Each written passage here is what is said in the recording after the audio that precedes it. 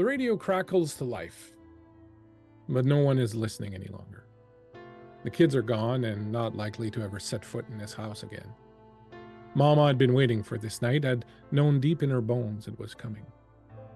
And so she kept her father's old rusty hatchet hidden among the balls of yarn in her basket.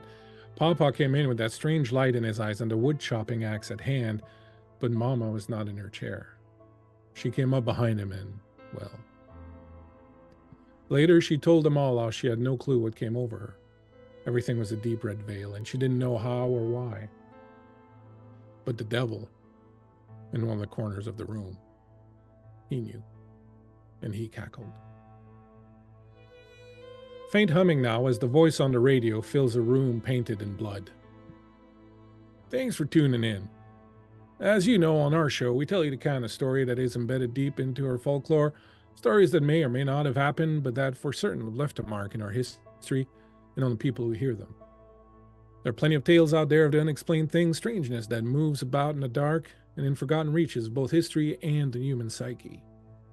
Tales of witches and specters, of the devil himself come to have him a good time amongst us sinners, of monsters and beasts that crawl unseen in the shadows and step out into the light just long enough to feed.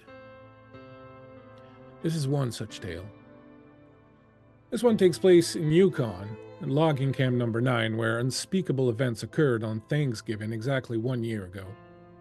Now it is Thanksgiving again, the time of saying thanks for a bountiful harvest. But this is winter in the Yukon, and times are lean. Here, notice this beast prowling about the camp. You can practically count the ribs along its flank. And there's a hunger deep inside of it that is insatiable. It is a hunger of the darkest kind, and the blood that runs between its whole chompers ain't exactly its blood. This thing will eat anything and everything, and never feel satiated.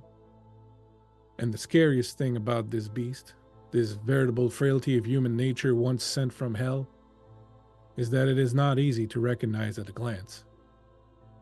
That is why it gets in close, skin close. Because it looks just like you and me. As the boom of Albert's shotgun echoes in the room, Lorne Mackenzie's unfortunate head disintegrating under the impact. I would like each of you to roll a D100 and to DM me your result. What is happening now for the audience is that whatever spirit is haunting this place has the ability to possess people. It was in Lorne Mackenzie, apparently. And now that its host is dead, it's going to go somewhere. I'm not just sure exactly where. But we will see in just a moment.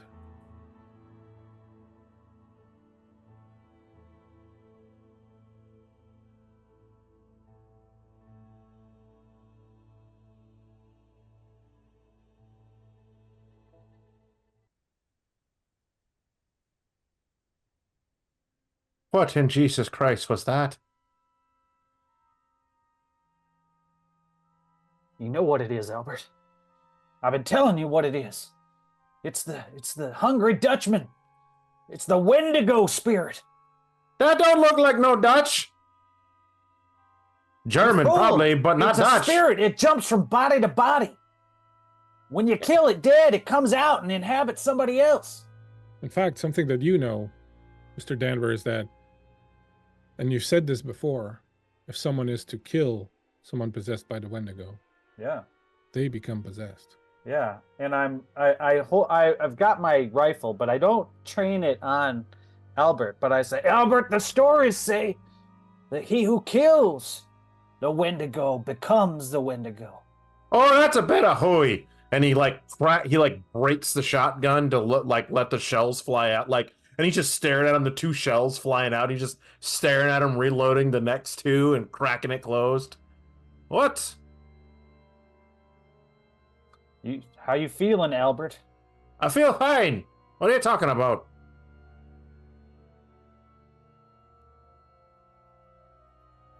As the smell of blood now fills the room. You feel Miss Constantine come up behind you and just hide behind you, Dr. Moore. Robert Service is trying to stand up.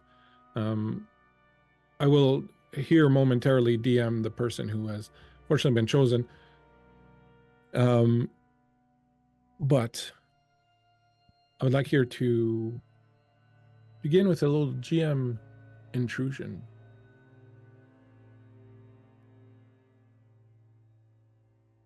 Albert, Yeah? do you accept my intrusion, or would you like to refuse it if you have a point of XP to give me for it? You know, everybody's been so accepting, so welcoming. Not this guy! No, I don't want your intrusion. Do you have a point of XP to give me? I do. All right, so give me a point of XP. Mr. Danver. Yeah. I would like to perform a little GM intrusion. Would you like to allow me to perform an intrusion, or would you like to pay me 1 XP not to do so? Oh, I will allow you to perform your intrusion, sir. Very well. As the shots have rung out and you have begun having words with Albert, Dr. Moore, you notice that there is fresh blood dripping down along the side of Mr. Danver and pooling at his feet.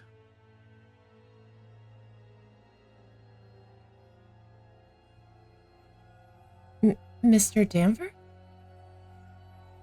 Yes. Were you hurt? And she's going to slowly walk over to you. Well, I was struck on the back of the head, something fierce, that is for certain. Yes. No, it seems to be coming from his sides now, under his jacket. But do you mind? And she's like slowly approaching you, like looking at the area where this blood is coming from. You can see a few little holes in the jacket and blood starting to spread. He isn't looking at that. He's looking at Albert still, kind of locking eyes with him. Yeah, you feel nothing. You feel perfectly fine. Like, do I see this? Yeah, now that Dr. Morris called attention to it, you see that what looks like probably a couple of pellets have bounced off of something. Hey there, buddy. Looks like you you got grazed. Oh, but I don't Dr. feel Moore, pain. as you open the jacket, you see the wound, 2 small pellet holes and blood leaking out of them. She's going to immediately apply pressure there on you. Feel perfectly fine, Eric. Okay. No pain. I'm fine. Are you like physically trying to like? Not really, but I am kind of verbally saying, Yeah. I don't make no fuss. Mr. Danver, you are actively bleeding. Oh. Does anyone have a rag or something? Maybe we can tie around this. I got some bandages. Here. And he crooks the shotgun over his arm and starts digging through one of his various little sacks that he carries around, and he pulls out a wad of, I don't know what turn of the century gauze would be, but about the extent of it. I have bandages is all that it says. Fresh cloth. Yeah. Thank you so much, Jay, Lord Gazumba, with the big raid coming in. Hey. Bringing in some bandages for the gang. Thanks, Jay, for dropping in and coming to see us. Thank you, everyone. Welcome in. Welcome in, Raiders. Wow. Hello. Yeah, I'm bleeding, everyone. You lose 2 might, Eric. Oh no. From your pool. Okay. From my pool. Okay, you are okay. wounded. The wound is a wound, Right. But I'm not feeling pain. You're not feeling basically. anything, no. You're feeling pretty good. That's interesting.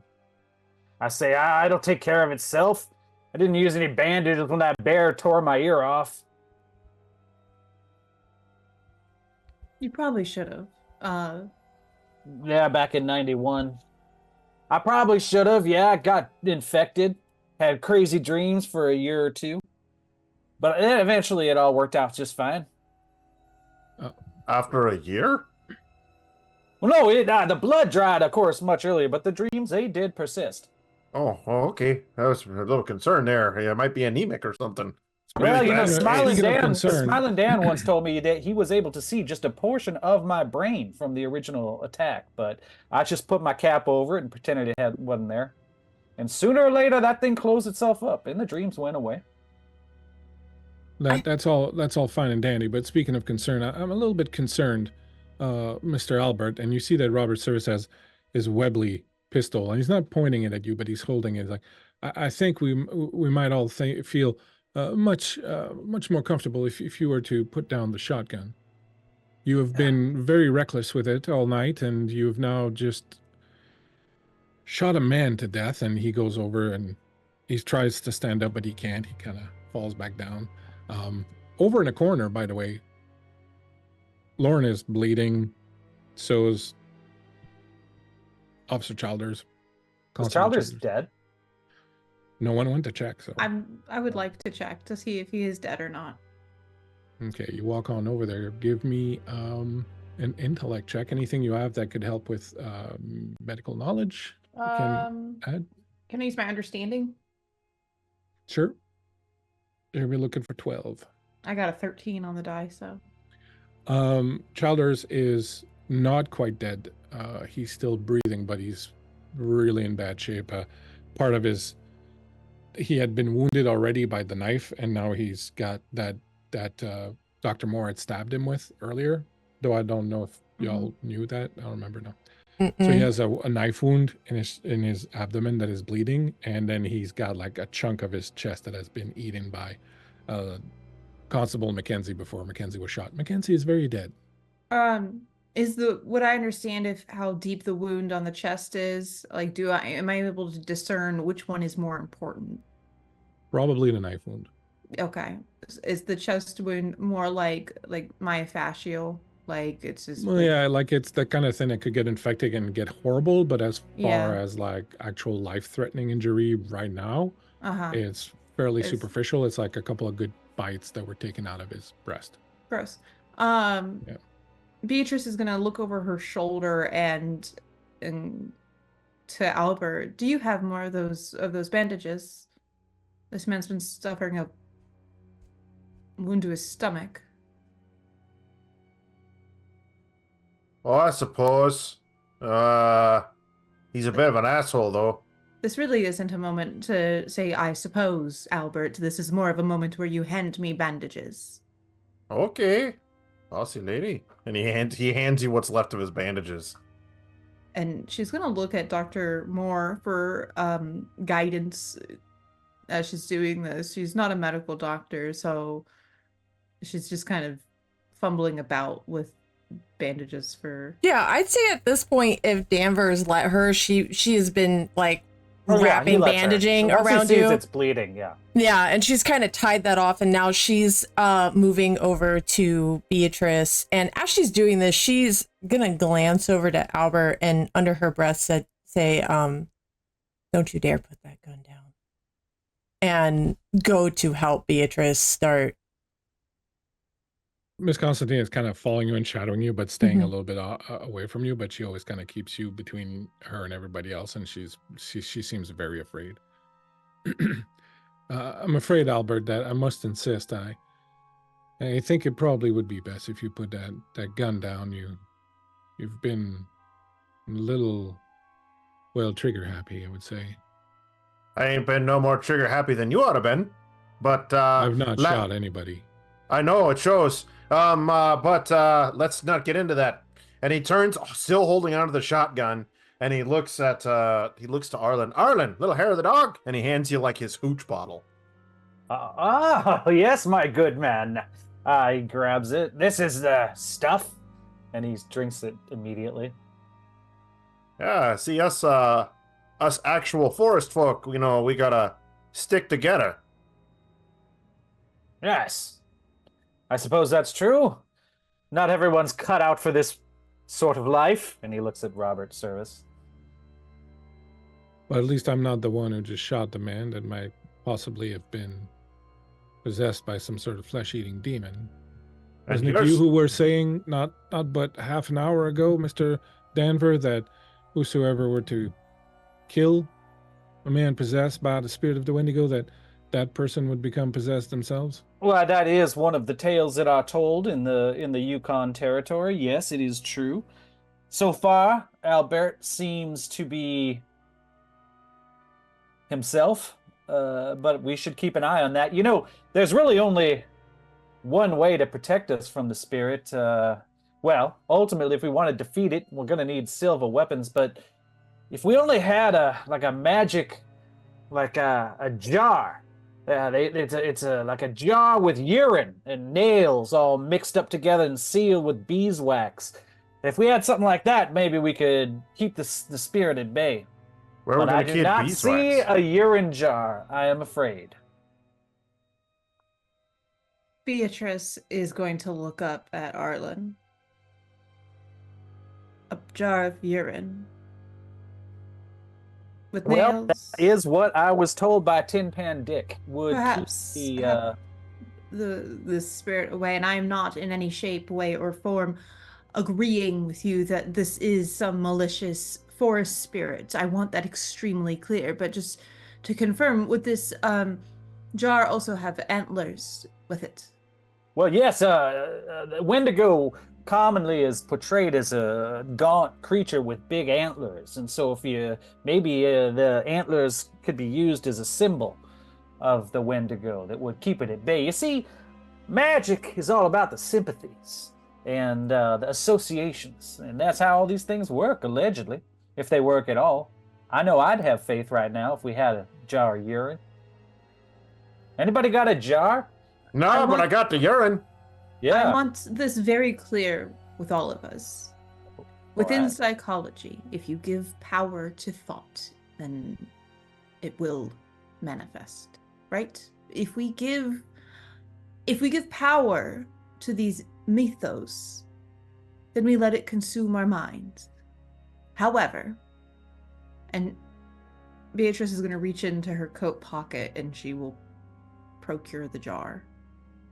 What she produces is a mason jar that appears to be filled with both a yellowish liquid and a thick white one that sits at the base, with the yellow one kind of sitting on top of the other one. There are what appear to be a number of rusted nails inside of this jar, and it is sealed with what appears to be beeswax, and it has nailed to it at the top pieces of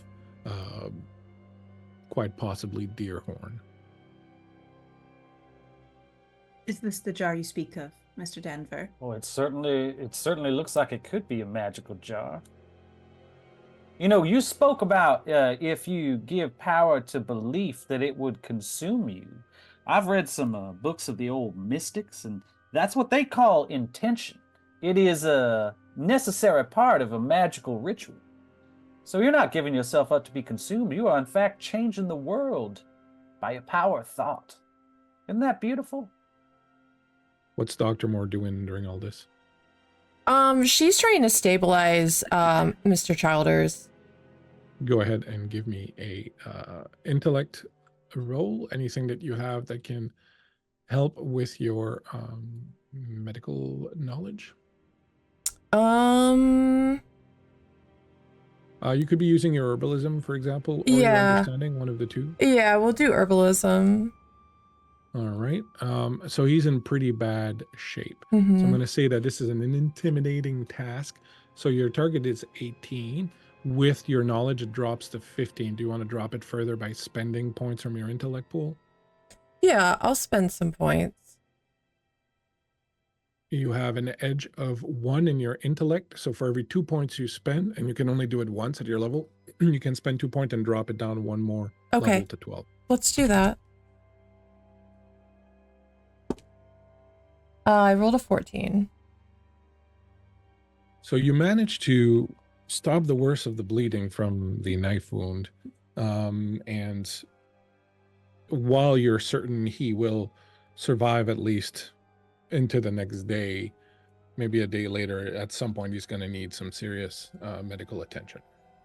Okay. But he is, for now, out of immediate danger. The other man's body is here next to him, I'm assuming? Lying next to him, most of his face shot off. Like it took off like his lower jaw and part of his nose, and like it's just a huge mess. Does he have a weapon on him? He does. She's gonna take that. All right, he's got a pistol that you can pull from his holster. Okay. Yeah, she's gonna pull that from his holster. And she's not being like secretive or sneaky about this. She's just kind of taking this weapon and she's just gonna tuck it right into the waist of her skirt. I think she's gonna look to Beatrice as she does this and say, perhaps for a good measure, just in case. I don't disagree, Dr. Moore. And Mr. Danver, to answer your question, or your remark rather, giving power or intention to something does not create magic. It creates madness. Well, And I've seen it many times in Rockwood Asylum, where men who have fallen privy to their own madness and their own intention create horrific scenes of murder and hate. Listen, there are things out in these woods that ain't in your fancy school books. I'm just saying.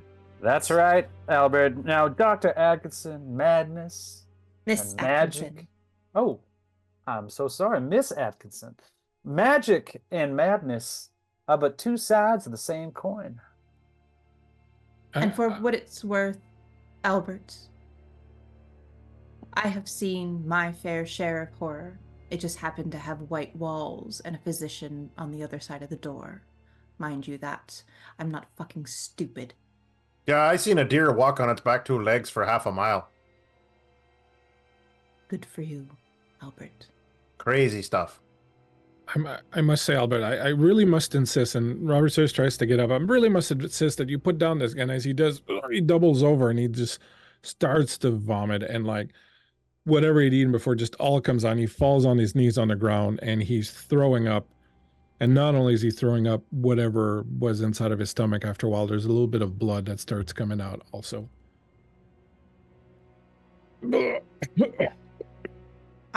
Beatrice is going to get up immediately and go to Robert. She's a little bit more gentle with him than she has been. Her hand on his back and trying to... I don't know what's come over me ever since we've been to the infirmary. I've been feeling quite sick to my stomach. You help him up. Hey there, B. You may want to step away from that there, man. And like he literally turns his shotgun towards him. I'm not exactly asking you. I think Beatrice looks at the pistol in Florence's waist, and she looks at Robert's gun, and she sees an intelligent decision, and she's going to take the pistol from Robert. He's going to kind of try to hold on to it at first, kind of giving you a little bit of a, what are you up to look? Robert, give me the gun. Albert, now be careful now. He releases the gun. She's going to take 2 steps back and look at Albert. And he like literally, like at that, he literally like races the gun up off. Okie dokie.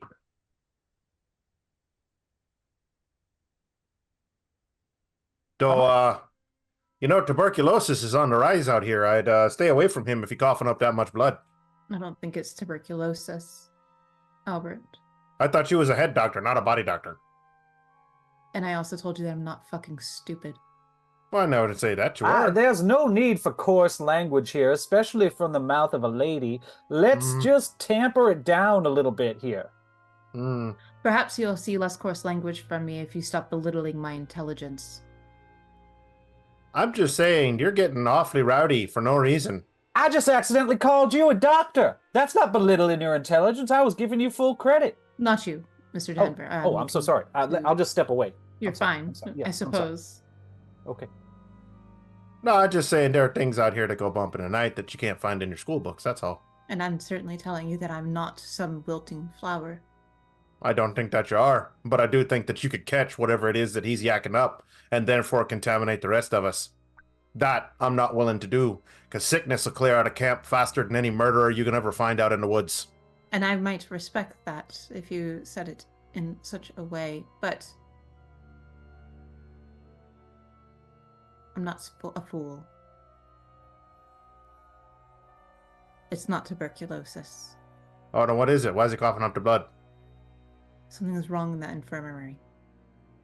It made me sick feeling this well. Yeah? How sick? Not as sick as this. What kind of sick? Nauseous. He just turns and he looks at Arlen. Mm-hmm. He kind of steps back a couple of steps and stands next to Arlen for a minute. And his gun goes from like pointed at the ceiling to kind of just resting across his legs. And he's just kind of watching you. You let me know if that gets any worse, eh? I will be most forthright. But I don't think it is a worldly sickness. And she seems upset that she had to say that out loud. There's all kinds of sickness going on in this camp. A year ago, people feeling hungry but still vomiting, people not able to gain sustenance from anything they eat. This camp is cursed. Dr. Moore, Miss Constantine behind me says, are we all going to die? Well, I'm not. She's gonna turn around and look to Miss Constantine and place both of her hands on her shoulders. No, we're not going to die, Miss Constantine. We'll be just fine. We just have to make it through the storm so we can go back home. Okay. I'm very sorry about earlier. I don't know what came over me. It was just this sudden insatiable desire. It was very unbecoming of me. I'm very sorry. Miss Constantine, it's okay. You're scared. Everyone's a bit tense right now. Sometimes in environments like this, we may say or do things that we wouldn't necessarily otherwise do. It's okay. I'm afraid. I know. Just do your best to relax.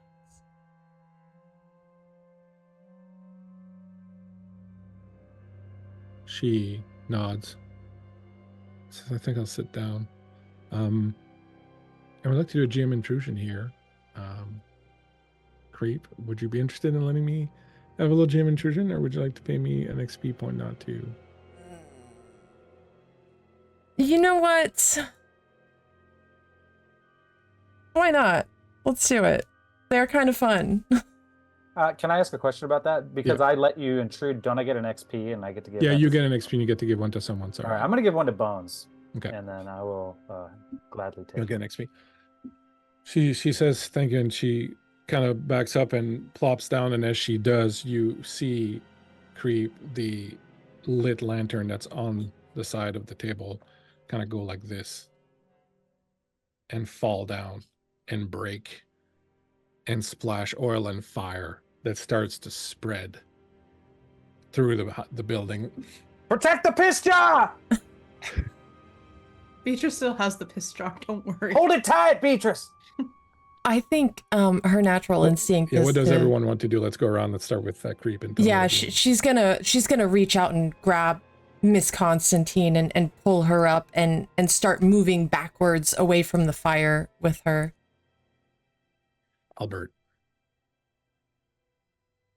Albert is gonna make for the door. Mr. Danver? I'm going to back up, literally my back against the wall of the cabin, kind of hold my rifle, make sure that the bullet's in there and ready to go, and just be on the guard for something. And B. How immediately large is this fire? Oh yeah, I guess that's a good question. It's sizable. Like it's not something that I could throw my coat over it. No.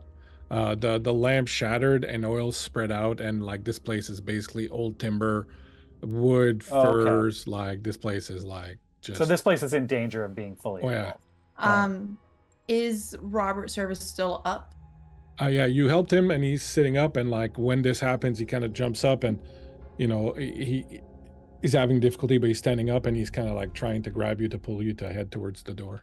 I think with one, if he's grabbing me to pull me towards the door, with one hand I'm going to grab Arlen, and the other hand I'm going to grab the back of Florence, and I'm yanking them both back with me. Which building are we in? The quartermaster's chamber?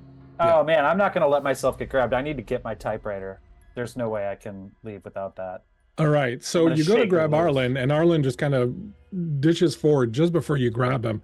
You manage to grab Dr. Moore, and you start pulling her back. Dr. Moore, you grabbed Miss Constant, you pulled her up. You notice as you pull her up that her coat is on fire. The tail end of her coat is on fire. She's struggling to get it off, and is trying to kind of get it off of her as you pull and you help her with that. You turn, Albert, and head for the door. You open the door. The wind and snow just hits you. It's pitch black outside. And as you open the door, you just feel this whoosh of air comes in. The little candles and whatnot that were around extinguish. Air just comes through. Stuff starts falling off into this place. Albert, what do you do? Do you keep going out? Oh yeah, this is my element. He's quite literally gonna go out, find a spot to camp, and watch the door. So okay, so you go out. I want to be clear on this. The storm outside is super bad. You go out, you can't see anything. You're kind of moving forward. We'll get to that in a second. Harlan, you ditch forward. Give me an intellect roll. Okay. I'm going to say that your task is challenging. Do you have anything that would help you with? Maybe it wouldn't be an intellect roll. Maybe let's make it a speed roll, shall we? Speed, okay. Yeah. Well, so I can spend points from my pool to help with this roll, right? Yeah, you can. I'm just looking if you have any skills that are going to help. None. So you're looking at a 15. You could spend 3 points from your pool of speed to bring it down to a 12.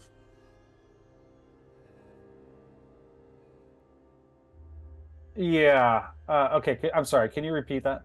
You can spend 3 points from your pool of speed Yep. to bring it down to a 12 instead of a 15. Okay. And is that the maximum I can spend on this roll? Right now, that's the maximum you could get Okay. out of it. And so then I want to roll above a 12 on a d20? Yeah. 12 or above. I'm going to try to do that. I will spend the 3. Okay. Oh, no. I rolled a 2. Well, do you want to re-roll with one of your advantages? Yes. Okay. Now I rolled a 10. But that's still not good enough. I needed a 12. Yeah. Can I daisy chain these advantages? Yeah, sure. Or is there another way to spend XP related to rolls? You mean the advantages? This is the only thing you can do with advantages. Okay, then I'm going to keep using advantages. Go for it. Oh my god, I rolled an 8. I have dice. I still have 1, right? You still have 3 more, actually. Oh, okay. All right. Good. Fine. Then I'm going to keep using them. Oh, look, you're getting topped And you up. just got another one. Now I rolled a 4. I'm going to use another one. Oh my god. I need that typewriter for my living. There's still 6 newspapers that care about Yukon John. I rolled a 7. Oh my god. Okay, now you're down to 1. So you better make this one count, All right. bud. Okay, this is my limited edition staff Pathfinder 2nd edition die. Don't fail me. I rolled a 10. So, V and Dr. Moore, you watch as Arlen Ever goes scrambling, and you see him go, and he's moving stuff, and he's throwing crates, and he's pulling up pelts, he's moving stuff, and out of the corner of your eye, you can see that his typewriter is where he put it earlier on the little table, right at the opposite end of where he is. Damn it. And he's just like throwing stuff around, moving, looking for Who stuff. moved it? The fire is spreading. You've managed to pull Miss Constance. She's ditched the coat, so the coat is no longer on fire, so she does not have fire anymore. You pull her towards you. B and Dr. Moore, what do you do? Do you head outside? What do you do? So I have a question. Yeah. My little spider friend in the corner, can I like collect that web somehow and take it with me? Yeah, go ahead and give me a speed roll. Okay. Do you have anything that would help? You don't seem to have. So your speed. So it's not gonna be a super difficult roll because it's. But it'll still be a 12 You Okay. can spend speed from your edge, your pool if you want. To get 2 points, because since you have edge of 1, you could spend 2 pool points to Okay. get To to get it 9? down to a 9. Yeah. Yeah. Okay, cool. I'll do that. Don't forget to read up on your ciphers and stuff, and gang. So your ciphers are 1 use only, but if you have an artifact, that's reusable. I rolled a 15. Okay, so just as you go by, you manage to scoop up the little thimble with a little spider, and then the web comes along with it. And we'll deal with that momentarily. Yeah. And you head outside? Yeah, I'm gonna grab Miss Constantine and lead her outside with me. I think as I'm walking out, I'm grabbing like a fur or two to like throw around us. Okay. Bia, what you're doing, you're by the door, you've got Dr. Moore, she's got Miss Constantine, they both look like they're about to get out. Robert is kind of coming with you. There's just Arlen Denver who's out there just looking for something. I can't let Arlen scramble around this burning building. She's going to shove Robert away, and she's going to call out to Arlen, Mr. Denver, Where's my typewriter? fuck the Somebody- typewriter. God. And she's going to grab the back of your shirt, your jacket, whatever she can grab, and she is yanking as hard as she can. Why, pull- Dr. Atkinson, you sure have a way with words. Give me a mic Miss check. Atkinson! So Miss Atkins, God damn it. Give Fuck. me a mic check. Okay. You're not a very big man, right, Harlan? Yeah, no, not really. All right, so you're looking at a 12 unless you want to bring it down with a pool. No, I feel confident with my roll. That is a 13. Okay. So you managed to kind of to pull Arlen back a little bit. Arlen, are you going to fight B? How dangerous? Like, 2 questions. Do I know where my typewriter is now? Give me an intellect roll. Okay. I'm going to say it's a 12. Roll a 5. You have no clue. You could have sworn I was right there. How close are the flame? Like, how if I stay, am I gonna get burned up? Not right away. You probably have a couple rounds. Then I'm gonna try to give it one more round. I'm like, I gotta find that typewriter. If All you right, want to so- re-roll, you did get one more advantage Okay. from Lee. No, I want to save the reroll to actually Okay. grabbing. The So give me typewriter. either might or speed, whichever one you want, Okay. to break free of. What's your might? Let me look. Doctor. Sorry, not doctor, but B. What's your might? 9. So is mine. No, it's okay. So your target then is you have to roll 9 or over with your might or your speed. Okay, I'm gonna use my speed, but I'm gonna put 3 points into it. Okay, so your speed drops by 3. Yeah. Ahead. And so does that mean that I need a 6? Or higher. Well, I mean, usually that'd be no big deal, but At this rate. 14. Woo! So you managed to break B's grasp, and you kind of lunge forward, and now you're still kind of panicking, searching. Okay, outside, you have Albert kind of found. You've walked out into the snow a little bit, and you found like a place to kind of calm down.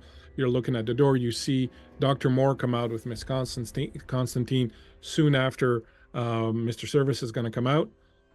Tell me at any point in time that you want to do something. Okay. He's okay. So, for lack of a better term, he's waiting to see if Childers comes out. Like once they leave the building, if Childers gets up and walks out. Okay.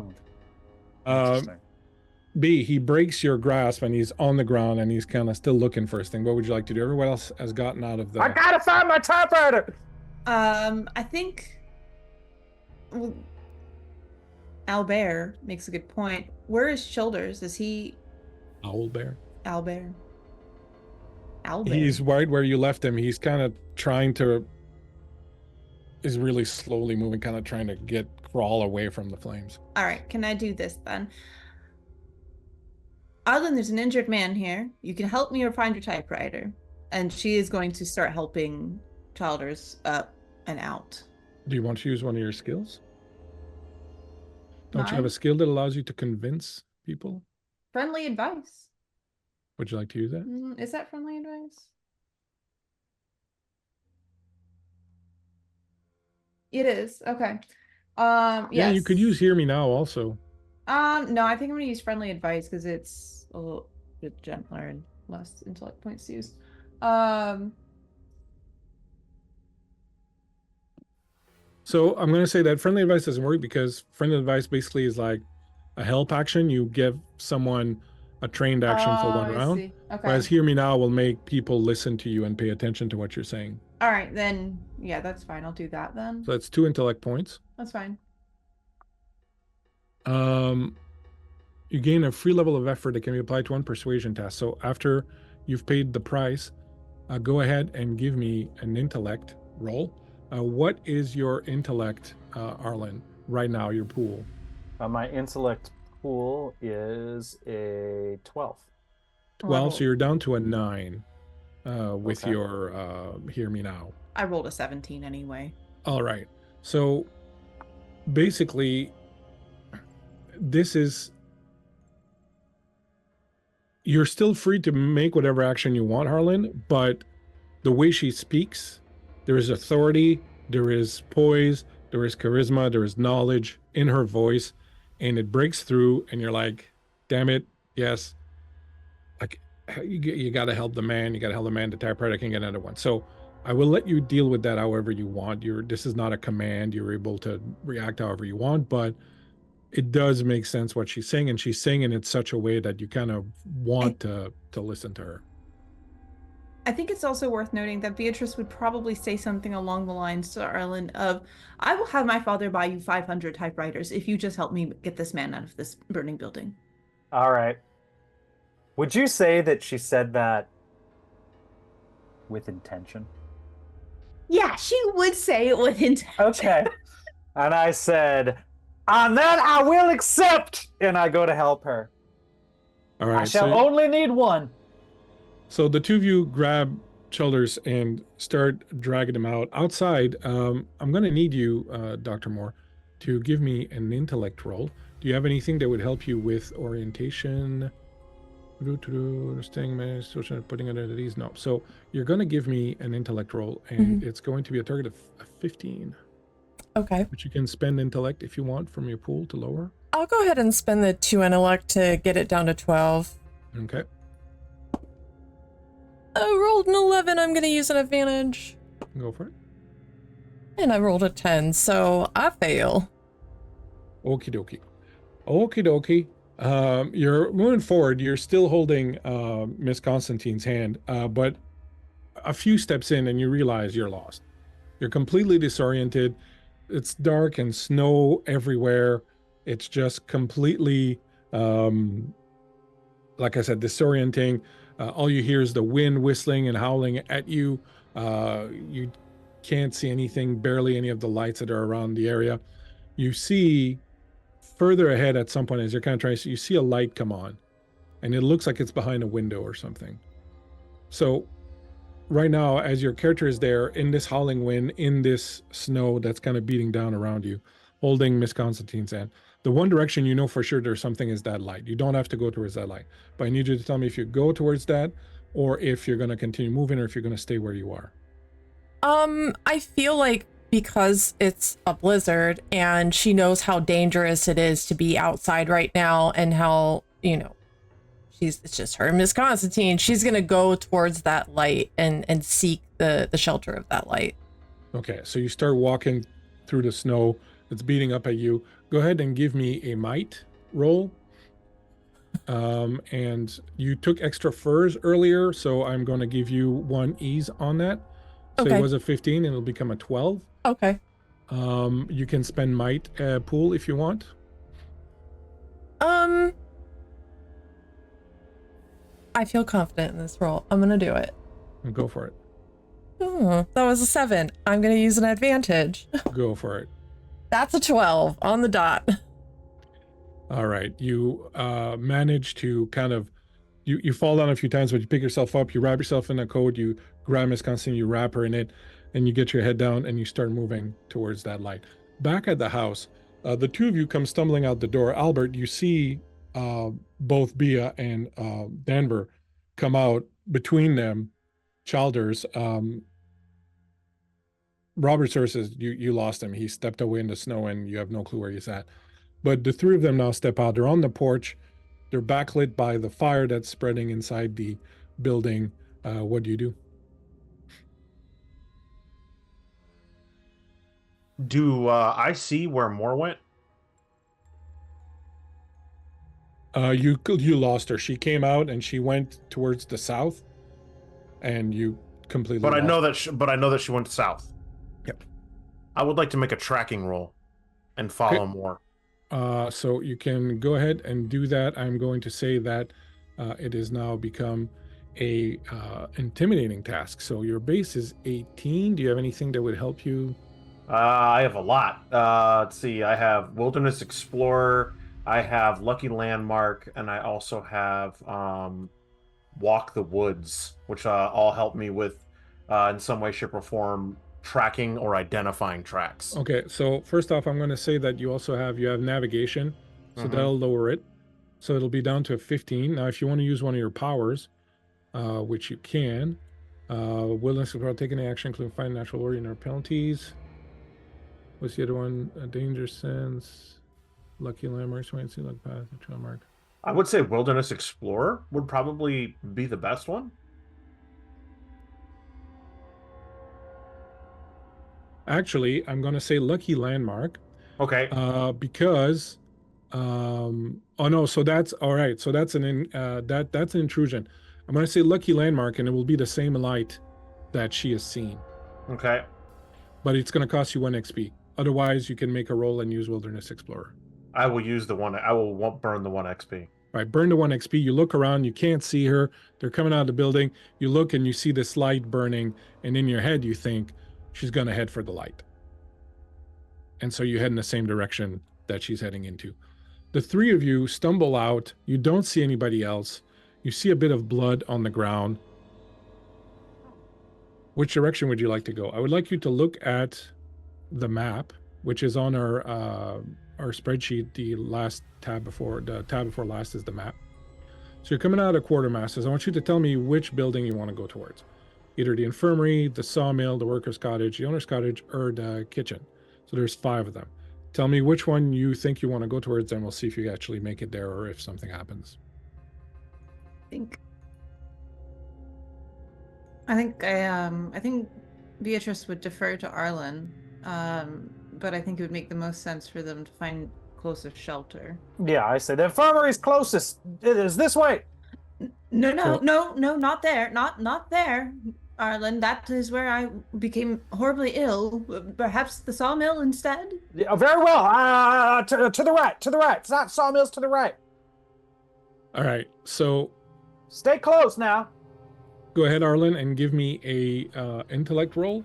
Again, so this is now at an 18. Let's see. You're gonna have Miss B helping you, so that'll be a step down. So it'll be a 15. And I don't see that you have anything that can help. Remember, you have intrusions, right? So if you could pay an XP if you wanted to get one of your intrusions going, like sudden vision, which is a flash of insight, it provides you a clear answer, suggests a course of action. Yeah, I guess I'll do that. Okay, so spend an XP. You don't have to make a roll then. Okay. Spend an XP. Yeah, I got plenty of XP. That's fine. And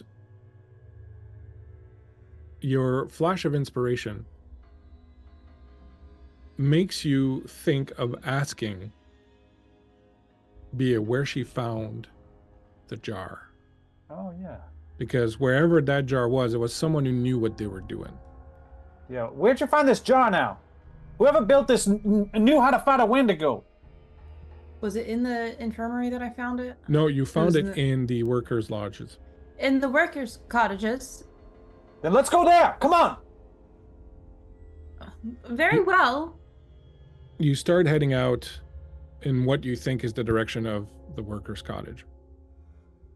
I'm just gonna yell out. I'll be like, Albert! Dr. Moore! We're going to the workers' cottage! And then just keep trying to find it.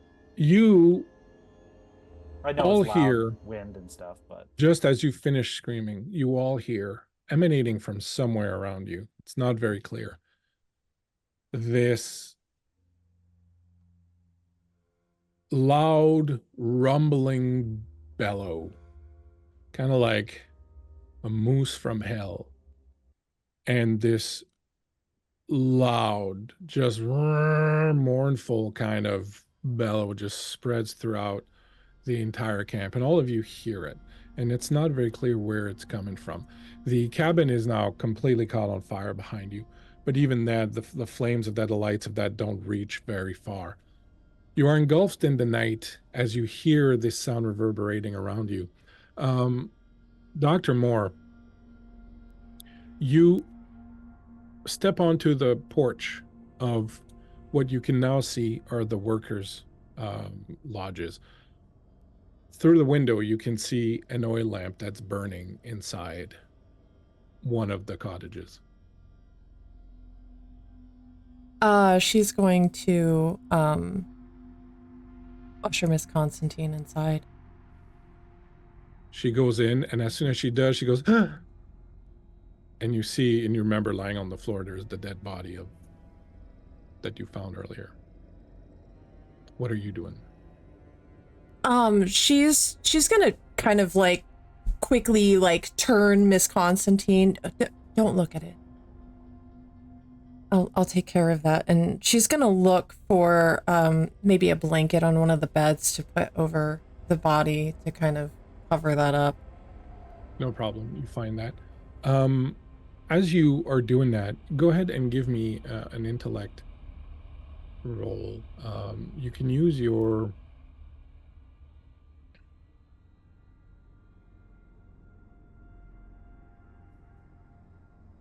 Oh, no, sorry. Never mind.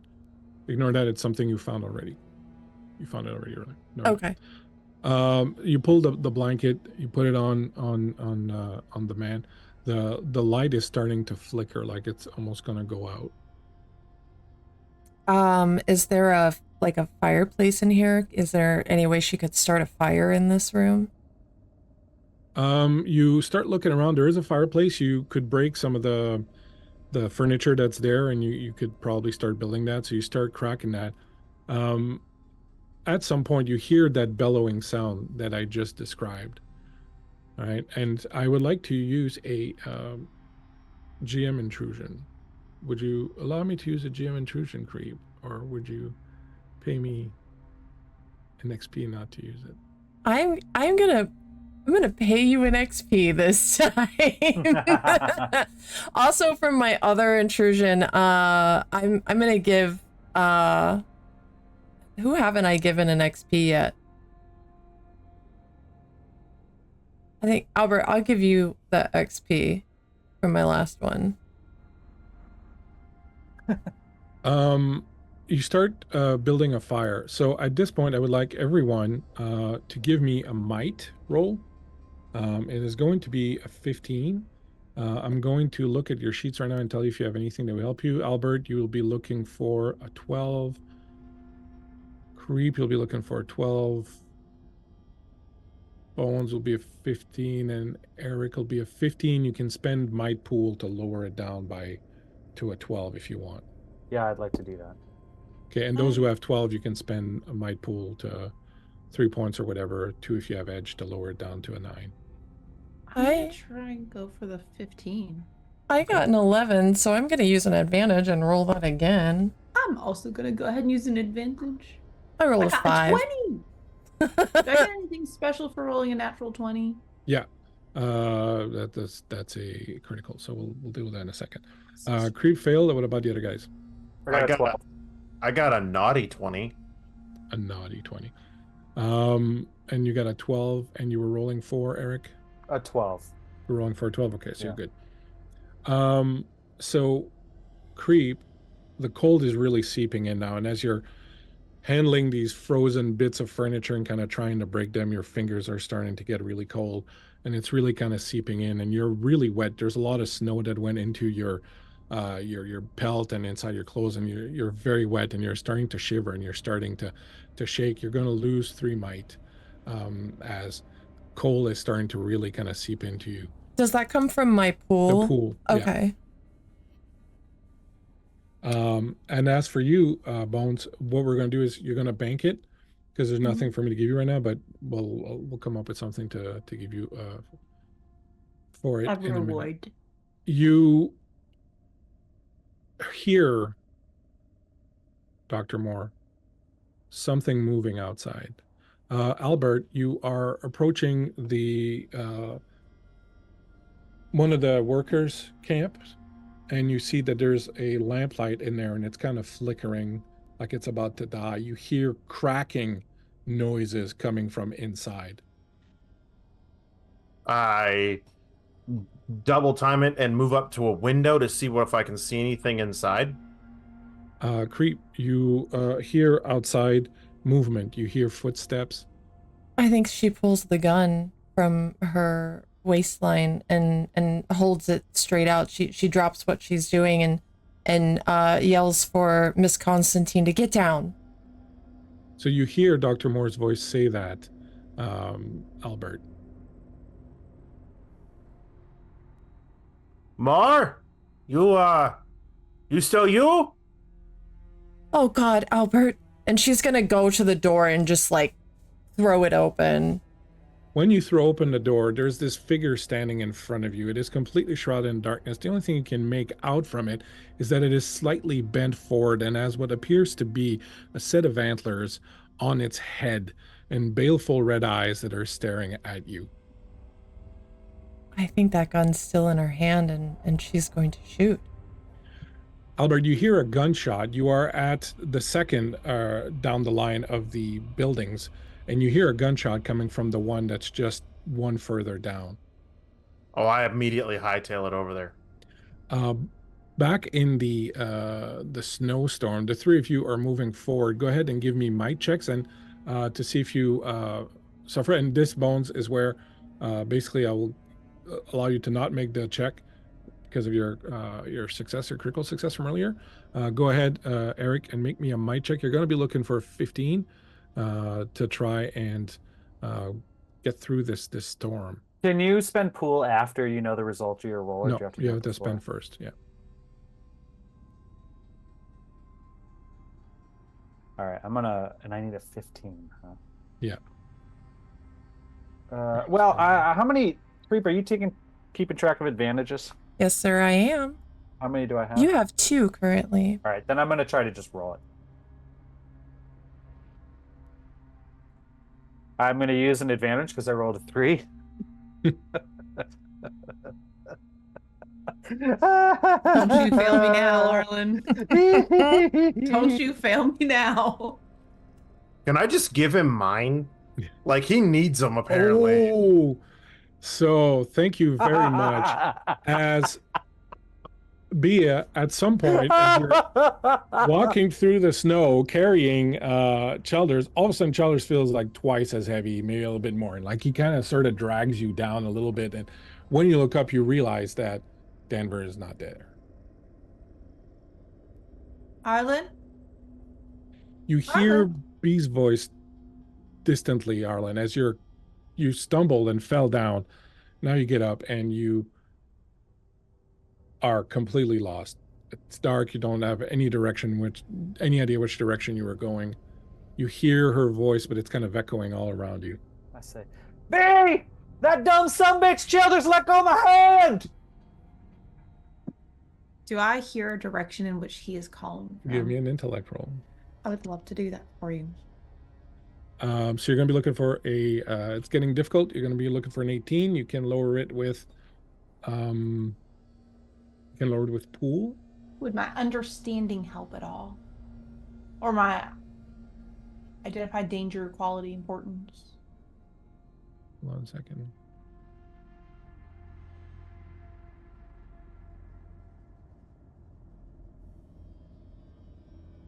You could, if you wanted, you could spend an XP to get an unexpected gift from the NPC that would help you. Actually would really absolutely fucking love that. You you spend your point, and I'm kind of stuck now because I thought of something and now I'm like, it would make absolutely no sense because they didn't have flashlights back then. But as you're kind of wondering where it is, you feel Childers grabbing your hand and he presses something into it and you realize he's got a whistle. I love that. And I'm thinking of the Titanic now. She's calling and blowing the whistle. Anyway, That's what she's doing. She is like shivering. I'll never like, let go, Childers. I'll never let go, Childers. I'll So never you let blow the go. whistle, and what I'm going to do with that is I'm going to give you, Eric, a reroll. I will gladly take a reroll. Shall You I want to spend use more? a Do you want to spend D6 more this points to time? lower it? Do you want to spend more points? Yes. Yes. So lower your intellect by 2 more points, and you can lower your target to a 15. Okay. Had you lowered it to a 15? No, I lowered it to a 12 before. Okay, I so tried to roll lower it to a 15. 9 with an extra 2 points. 2 more points, or No. So you're getting a reroll Mhm. right now, and if you want, you can spend 2 points and lower it down to a 9. I would very much like that, Go for it. since I cannot roll double digits to save my life, literally to save my life. So here Mhm. we're gonna try.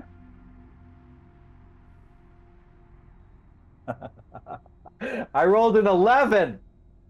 Thank God above. I rolled. You hear the whistle, and the whistle is cutting through the storm really well. You manage to kind of orient yourself towards it. And I'll get to you in a second. Okay. Back at the house, Albert, you come running forward. You see that the door to the other cabin is open. You see lying on the ground Robert Service holding his stomach, blood seeping out of it. There's light, a little bit of light from a lamp coming from the door. And as you kind of come around, you see Dr. Moore with the gun out. I think when you see her, her eyes are like wide as saucers, and that hand that's holding the gun is just shaking. Hey there, doctor. You good, eh? I saw a thing. It was. Do I see this as service now? Yeah. Oh my God, did I shoot him? It wasn't Rob. him. What'd you see? What is he dead? No, he's shot, and like he's holding his stomach, and you can see he's bleeding, but he's like gut shot. What'd you see? It was a beast with antlers and great glowing eyes, and it was hovering over me. It was staring at me. It sounded like you, Albert. I heard your voice. He looks her looks her straight in the eye. You fooling me about? I wouldn't. He puts both barrels to his head, pulls the trigger, and then goes inside. I think when you do this, she just crumples to the ground. You just blow the head off of Robert Service? I sure did. Holy shit. Oops. I hope he Sure doesn't did. come by. Uh-oh. I sure did. Uh-oh. Beatrice was going to be a bit cross. I imagine so. She's really gonna lose her head. She might use the F word. The Beatrice and Denver, you hear echoing that sound, that the unmistakable sound of the double-barreled shotgun reverberating through the night. You manage to just find your way back to Beatrice, Arlen. Yeah. So before Beatrice sees me, she just hears nearby a muffled sound. And out from the blinding white emerge Yukon John! And I come out of the white, and I reach out and I grab onto her shoulder, and I say, I found you! She's got the gun in her hand.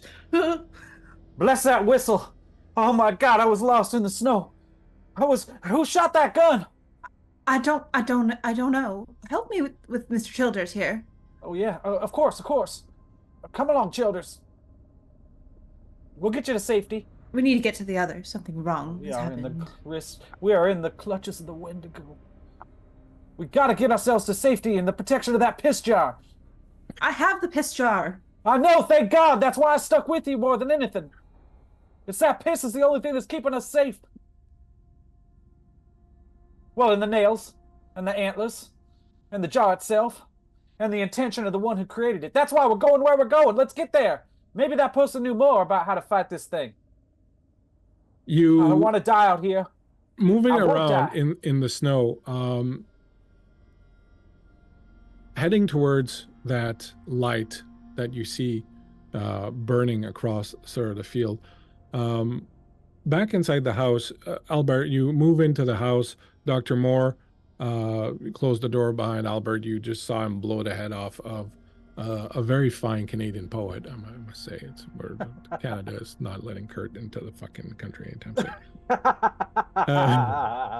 And so yeah, you find yourself in there. When you walk in, Miss Constant looks at you like with wide eyes, and she kind of backs away and goes into a corner. You can see that Dr. Moore was breaking some furniture and trying to get a fire going. What are you doing there, eh? And you see him crack the breech and put in 2 more shells and then close it. I think once she kind of like crumpled to the ground, she like dropped the gun and is just staring at her hands. Why did you do that, Albert? Why did you shoot him in the head like that? I could have helped him. You said he was a monster. And I think Albert, like, picks up the gun and, like, tucks it into the back of his waistband. I don't know. Why, you said he was a monster. You shot him first, and, well, I mean, can't very well have you been accused of murder, so, I mean, wouldn't be the first time I've killed a man. I mean, it's a blizzard out there. Things happen. Well, maybe it's the cold. Maybe it's just a trick on my mind. Yeah, I mean, things happen. People get confused out in the snow. Don't worry. Don't you worry your pretty little head. Don't you worry, you nun. I'll take good care of you. Really believe all this hunger spirit stuff, do you, Albert? You know, I've been out here quite a while, and I've seen a lot of strange things. And I know for a fact that there be things in the sky, things in the ground, and things in them woods that'll make a man do crazy things. And more importantly, they'll just take him over. You know, if you ask B, she'd say it's some sort of, what'd she say, mental psycholosis or something along them lines. But me, I'm inclined to agree with old Arlen there. Just bad spirits. Crazy times. The land coming back to take back what's its. That's okay. You stay here. Be alright. What about her? What's her problem? She's just scared. She just scared? You give her something? No, I left my bag back at the quartermaster's house. You need some bandages? I got some hooch. Yeah, I think I'll take a sip of that. Might want to take you a little longer than this little sip. I'm gonna steady your nerves, make you feel a bit better. She's gonna take a nice, healthy pull of the hooch. And when as she's handing it back, her mind is kind of, like remembering something, and she's gonna pull that little thimble out with the spider. What you got there? Let me go see exactly what it says again. Maybe it's just fairy tales, but found this little thimble in the attic above the kitchen. Little spider in there. You know, they say when he weaves his web catches secrets. Is that what they say? Those. Oh, I ain't heard that tale before. Seeing that I feel like I could possibly be losing my mind, then what's really to lose? Well, I'm here to tell you, you ain't got no sleep. You're a bit exhausted. And you just kind of been through a bit of an ordeal. And if you ain't ever taken a man's life before, it can, well, to be fair, you know, you say I had murdered the guy, but I mean, he was gut shot. He was done. He maybe had an hour or two before his blood poisoned. It'll be okay, though. And Albert goes over and he like checks the windows, and like, is there like a bar for the door or anything like that? I would say you could probably finagle something. Like Yeah. you could like grab something and brace it against it, kind of thing. Yeah, he's gonna do that. He's gonna like close the You're gonna windows. have to do a few because the three cabins are connected. So you're going to have Oh, to, yeah. So you're at the end one, so you don't have you have to do the front door and like one of the connecting doors, basically. yeah, yeah. He's gonna kind of like he's gonna do that, and he's gonna be like, listen, I don't know too much about the other ones. Arlen can take it for himself. I don't know too much about B, but I do know this much. I ain't too keen on all them additional effects coming out from the city. And that's where things done getting wrong. It started in the city, it'll end with them city folks. As this is going on and as Albert is blocking the doors, you get to ask the augury spider. You get to ask 3 questions of it. And it can be questions about any creature, people, the weather, goings on in the area up to about a square mile. Okay. You can ask 3 questions, but they have to be questions that they must pertain to the area and they must be simple enough that they can be answered with no more than 3 words. Okay, I think while he's barring doors and taking care of all that, she's taking a seat on the bed and she's got the thimble and she's kind of whispering to it and then holding it up to her ear and whispering and holding it up to her ear. And I think the first question she asks is, what did I just kill?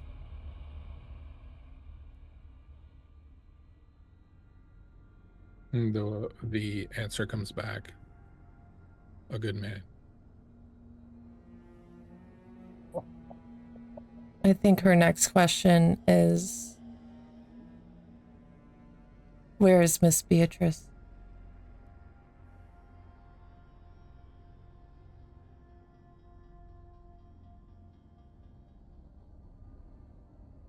Trying to find an answer that's not going to be too vague that it's not useful. In terrible danger.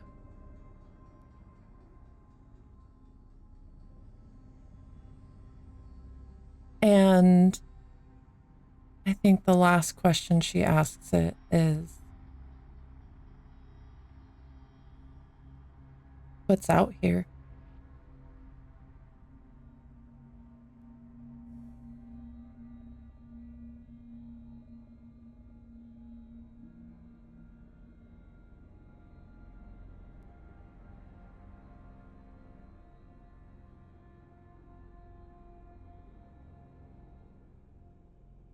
And you get the answer.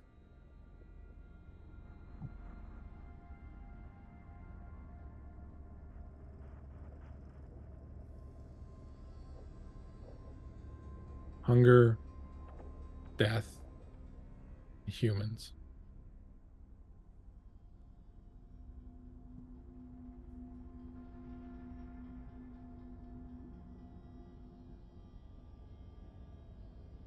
I think she tucks the thimble away into a pocket and she's gonna lean forward with her elbows on her knees and put her face into her hands and she just starts quietly sobbing. Meanwhile, across the way, Beatrice, you have found Arlen again. You are carrying Childers. You approach the light in the building, and as you do, you realize that you are near one of the kitchens, the kitchen area. There is a bit of a light burning, and as you step on the front porch and open the door, you see a large dining hall that has this long table, this long log table in the middle of it. There are 13 places set, but no food at all on the table anywhere. You see on the back of the hall a kind of mural that looks to be painted of a tree with a cross at the bottom of it. There is a small fire burning in the fireplace. Oh, thank God. No, I think Beatrice very quietly says to Arlen, This isn't the workers' cottages. We should get some shelter. We're freezing. We can jump to the cottages next. They're just right next door, right? Arlen, who lit the fire?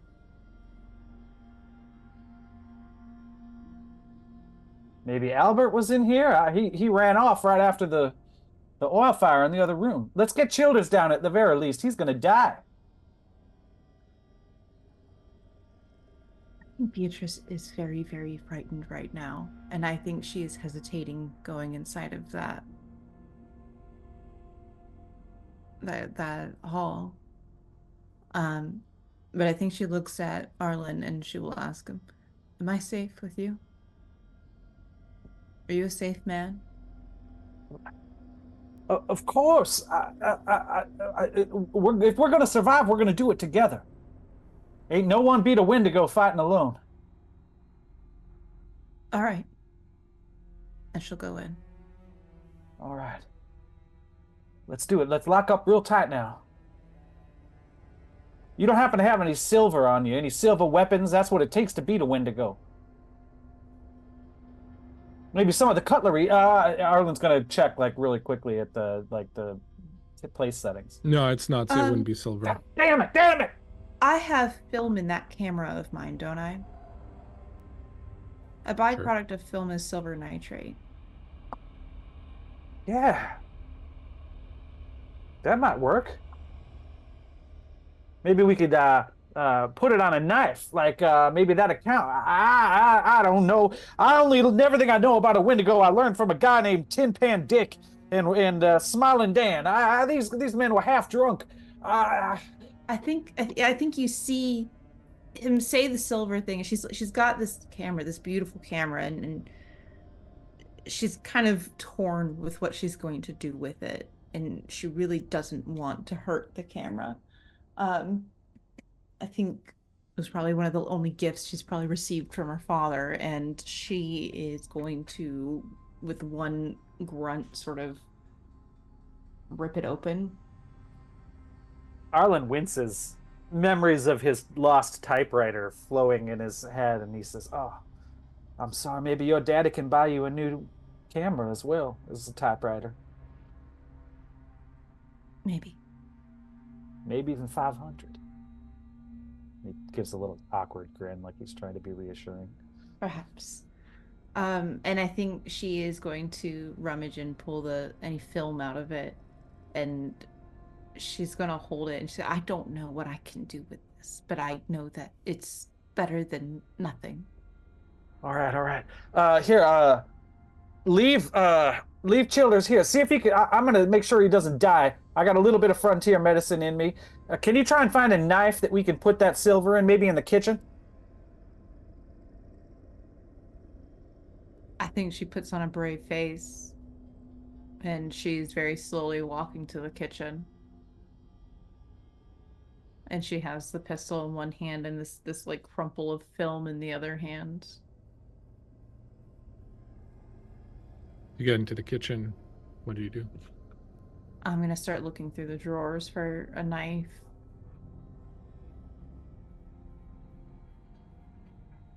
You would find one somewhere. Is there any fine silver in here? I don't know. I don't know if there would be. I think there would probably be some. Let's see if you can find it. So give me an intellect. And do you have anything that can help you search? Yeah, I have the identifying quality. I'm trained in that. Okay, so do that. I'll say it's a 15, so a 13 with the quality, the identifying quality. That is a 14 on the die. Okay, yeah, you'll manage to find in kind of a roll of like oilcloth leather, a set of like Thanksgiving, the big knife with the big fork. And that's silver. Yeah. Okay. I think that when she finds it, she sort of like gives out a little sob of relief, and then she's gonna hurry back to Arlen. It's silver. And as you enter the room, you see bent over Childers gnawing away at the man's throat, blood everywhere. Mr. Danver. And you hear him say, hunger tearing up his belly. Yukon John took a bite out of the injured policeman and savored every slice. And then he turns toward you, and there's just fucking blood and chunks of flesh coming out of his mouth. And he says, don't worry, Beatrice. I'm safe, man. You're safe with me. And he stands up and he starts walking toward you. Meanwhile,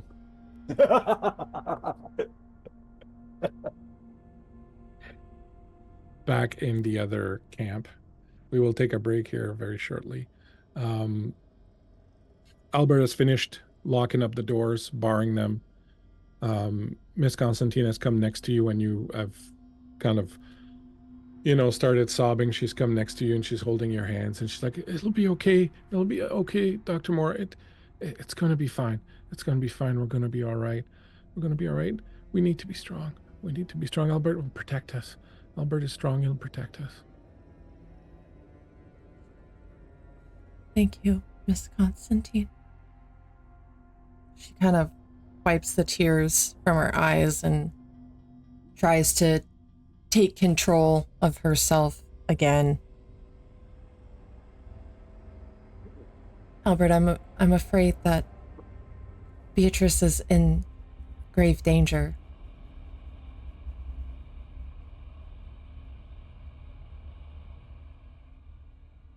I don't doubt that Arlen's taking care of her. Arlen's a good man. He's a little kooky, but he'll do what's right and keep her safe.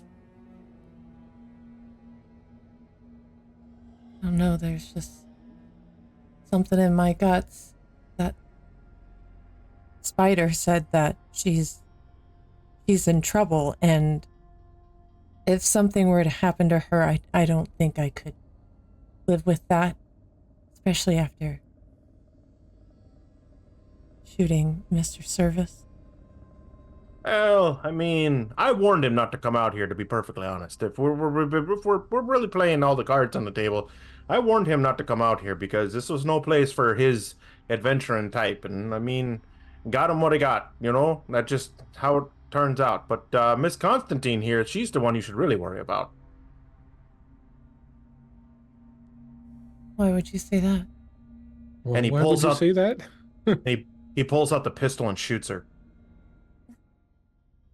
I'm not the only one telling stories here. There is one man whose name has faded from history a little bit, but here in Canada, some people, especially in the more remote locations, still speak of Yukon John and of his fabled stories of the Canadian frontier and the wild north and, well, some of the weirder tales that he spun in his newspapers. One of his most well-known and oft-repeated tales in the more remote portions of our wonderful country is the story of the wayward woodsman.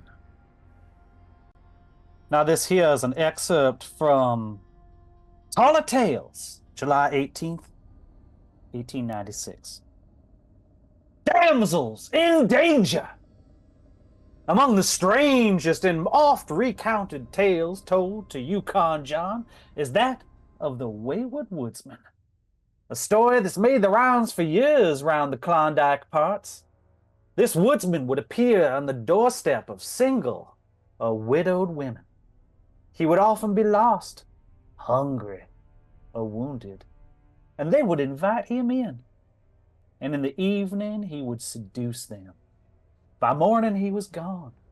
And soon after that, some months later, the woman would be pregnant. Damn those ghostly woodsmen, impregnating single or widowed women with no obvious attachments to married men or the like. Well, it is life on the Yukon. Yukon John can certainly sympathize with a man like that. Did this man have a name? Did this man have a name? Well, as I've heard the stories told, the man was called the Wayward Woodsman. Oh, no, I didn't give you. Yeah, I don't know what his name was, but I bet it was Dutch. It was not. No.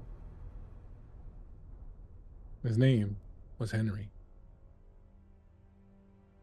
His name was Henry.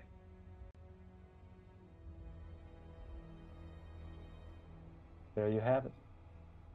Henry the Wayward Woodsman. In a small cabin. Albert has just leveled his gun and Miss Constantine pulled the trigger. I think Florence notices this, and she is going to attempt to shove Miss Constantine away. Here's the situation, Dr. Moore. You are an astute observer of humanity. You are on edge. Adrenaline is coursing through you. You are on your guard. A moment before Albert pulls the trigger, you sense that this is going to happen. You can see that it's pointed at Miss Constantine. Your first reaction, of course, is to try to push her out of the way. If you do that, you'll probably save her life. But then the two of you will still be stuck in here with Albert and his gun. However, if you leave her to her fate and dash out the door, there's a good chance you'll be able to make it outside.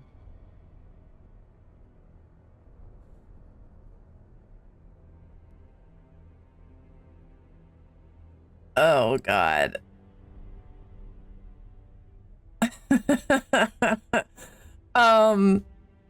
I feel like she's so guilt-riddled right now that, what's a little more on her plate? She's gonna try to fucking book it outside. I think she is just running off of fear now. She shot a man. Albert's acting crazy. She doesn't know who to trust. You will give me a speed roll. Okay.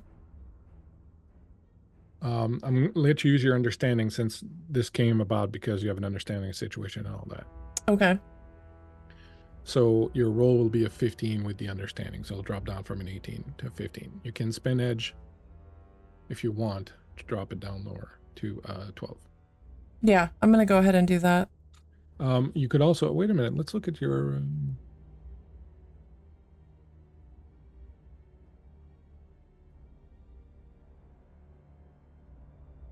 look at your intrusions. If there's anything of interest.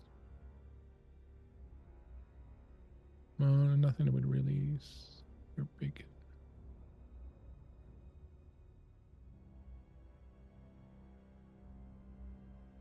Okay, that's what you got. Oh. Go for it. Oh, God, that's a 6, so I'm gonna roll again. Hey, and that's a crit. Got it on that one. Dice have not been kind tonight, so just now. 1 second. Rule.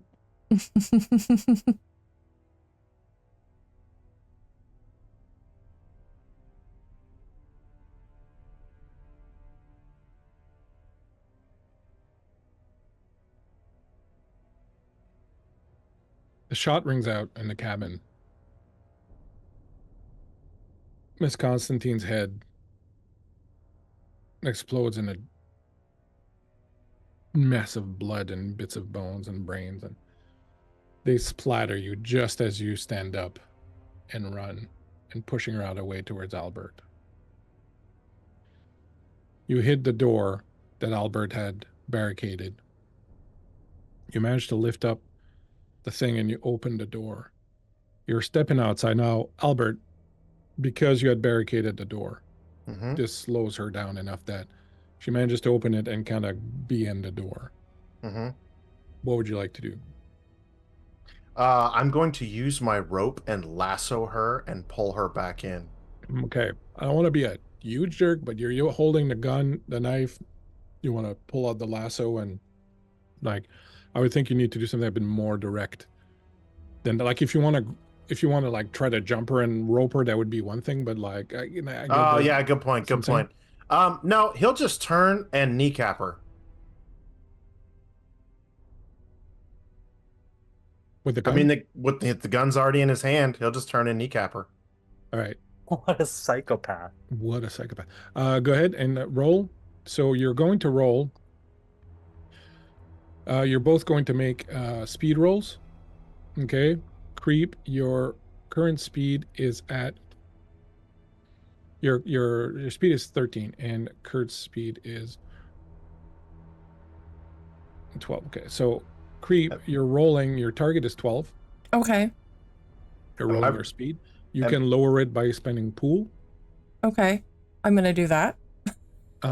Kurt, your target is her speed, which is what did I just say? 13. 13, and you can lower it that also by spending a I'm not using might because I'm using a gun. Or might, whichever one you're. Yeah, might, because my base might pool is 15. Okay. So go ahead. So you're gonna roll on your 15. You can. No. So that's the thing, right? So the opposite. You're targeting her speed. So your target is her speed. Because you're not, but you can spend might point from your pool to lower the target down. Gotcha. Okay. Gotcha. So your target is her speed, which is 13. You can spend 2 points from your might pool to lower it down to a 10. Yeah, sure. And Creep, you are rolling from your speed pool. Your target is also going to be his speed, however, because it's a question of whether or not you can get out of the way. So his speed is 12. You can lower it down to 9 with. I'm going to use points to do that for sure. Okay. So then both of you are going to roll, and if both of you succeed, whoever's the biggest margin wins, and if only one of you succeeds, then that one gets the. That is a critical success. Ooh. I rolled a 19. Oh, that's pretty close too. All right. So a 19 is also a critical success. 17, 18, 19, 20 are critical successes. So both of you are critical successes. The difference, you rolled a 20. Her speed is 13, so the difference is 7. You rolled a 19, and his speed is 12, so it's 7, so it's a tie also. But I spent might to lower my difficulty, or spent might to lower my difficulty. Yeah, but she did also. Oh, she did okay. also. So it balances on you. So what is going to happen is this. You're going to hit her. You are going to hit her. You're not going to have the critical wound. The 2 criticals will kind of cancel out. So you'll just hit her. Whatever damage the gun does, is it a small or medium? It's a small, because it's the pistol. It's the pistol Okay, she so was it's carrying. light damage. So you're going to take, light damage is 2 damage. You're going to take 2 off your might pool, Creep, Okay. from the wound as it hits you in the leg. But I'm going to say that because you also kind of succeed and you tied, you're going to be able to stumble outside the building. Okay. I would like to basically just go scoop her up and bring her back in. All right, so you're going to go out towards the door. Meanwhile, back in the other building.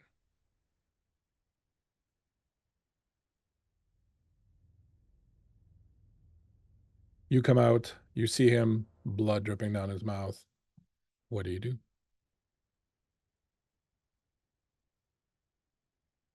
I think in an instant, she's reminded of the man who gave her a scar, just as she was when she first met Arlen. I think for the first time in a very long time, Beatrice understands what it means to reclaim power. And she is going to take a quick bite of that sweet, sweet molasses taffy. And when I do that, I would like to lunge for Arlen with the knife out, and I'm gunning for his head.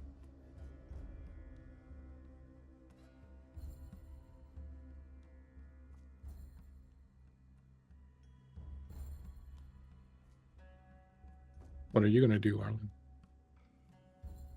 As you're taking out your taffy, He looks up at you, blood pouring down his chin.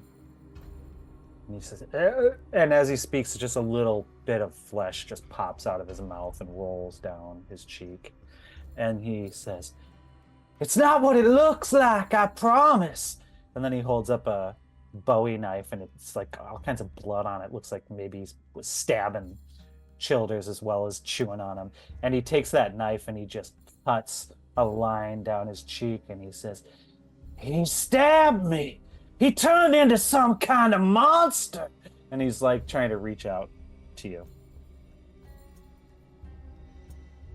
All right.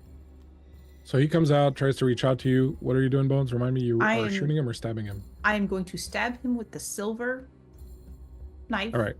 And I So want to stab him in his forehead, very specifically. Bones, open his third eye. Bones, you're gonna make you're making a might roll, and you're making a speed roll, Eric. So Okay.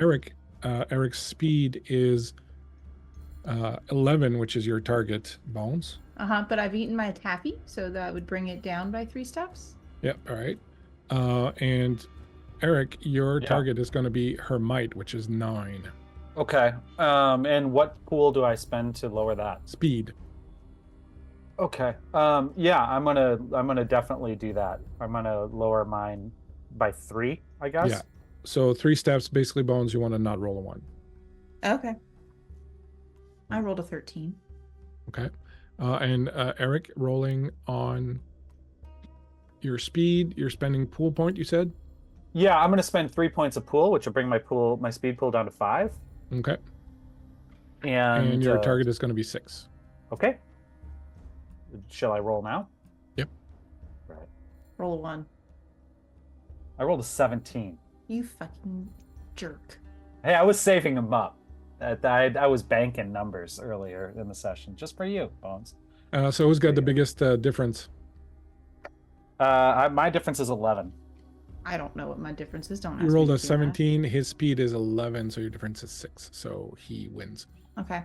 What do you do when you come at her and she lunges at you and you just kind of dodge out of the way of the knife? What do you do, Eric? I grab her wrist with one hand and then lunge like at her face with the hand that has the knife. But right before I get to it, I drop the knife and I just brush her cheek, like brush the scar on her face with my fingers. And in a whisper, I just say, "Forget." And I use my easy forgetting power. I dump 3 intellect points, and I touch a creature and say the proper words to reach into their mind. With a successful intellect roll, you erase up to the last 5 minutes of their memory.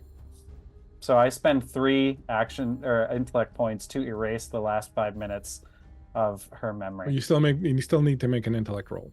Okay. So go ahead and make me an intellect roll, and your target is going to be 15. Okay. I'd like to lower You that. have using magic, so it'll drop down to 12. Okay.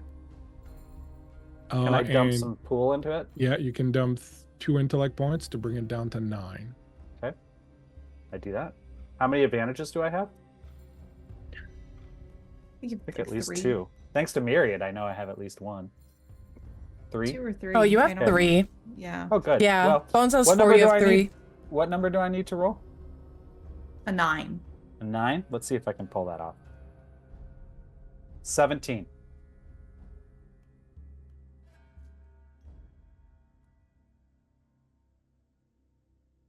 You,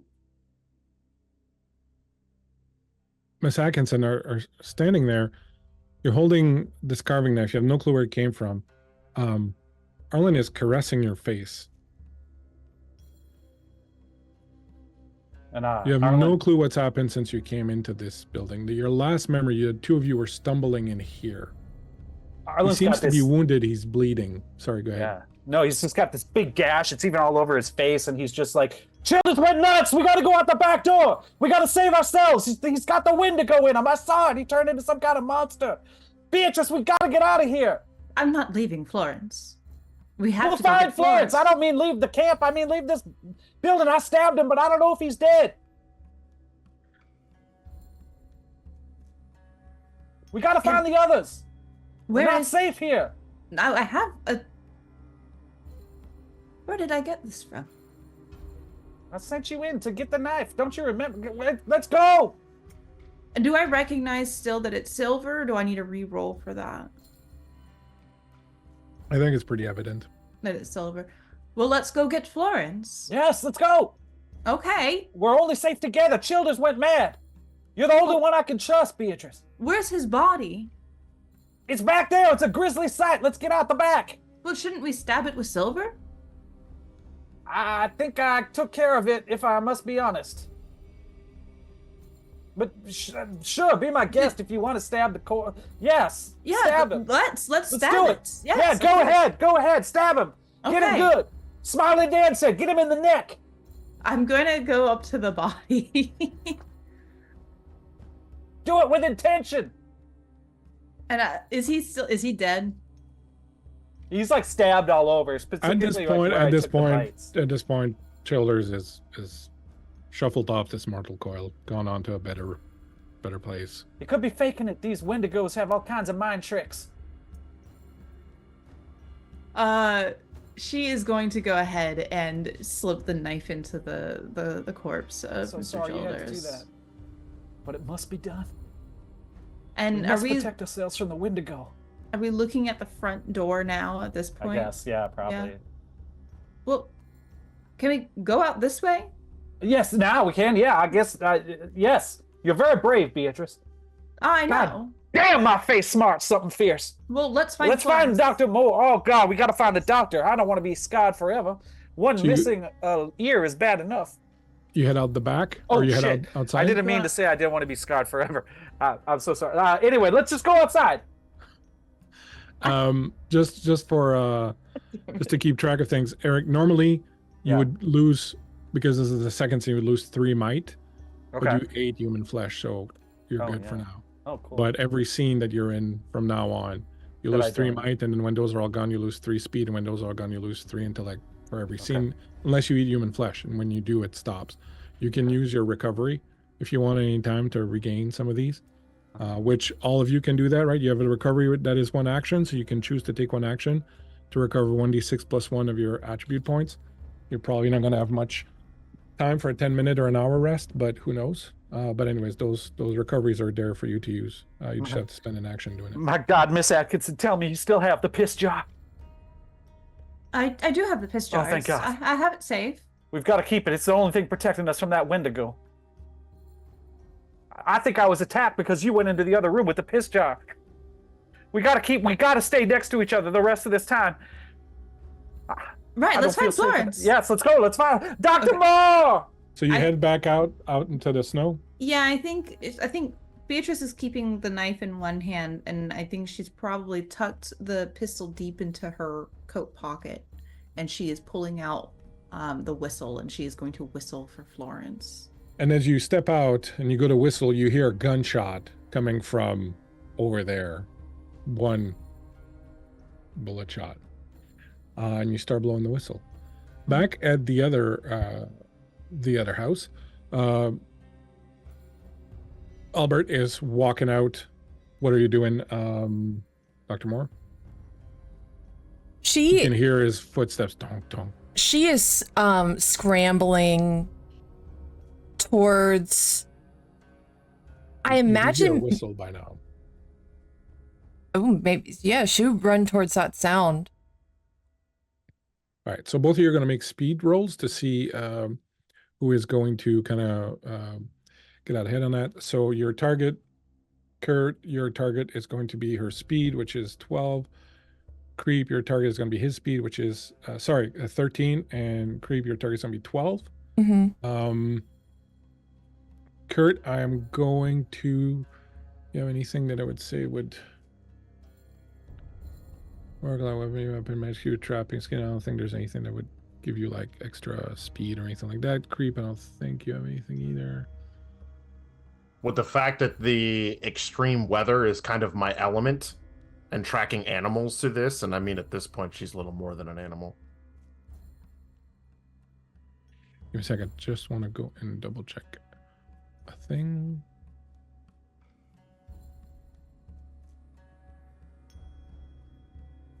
Right. So this is what's going to stealth with 2 E's. So remember, you have extra.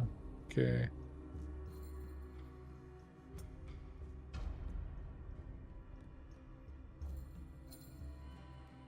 So you're not going to get a bonus, but she's going to get a penalty.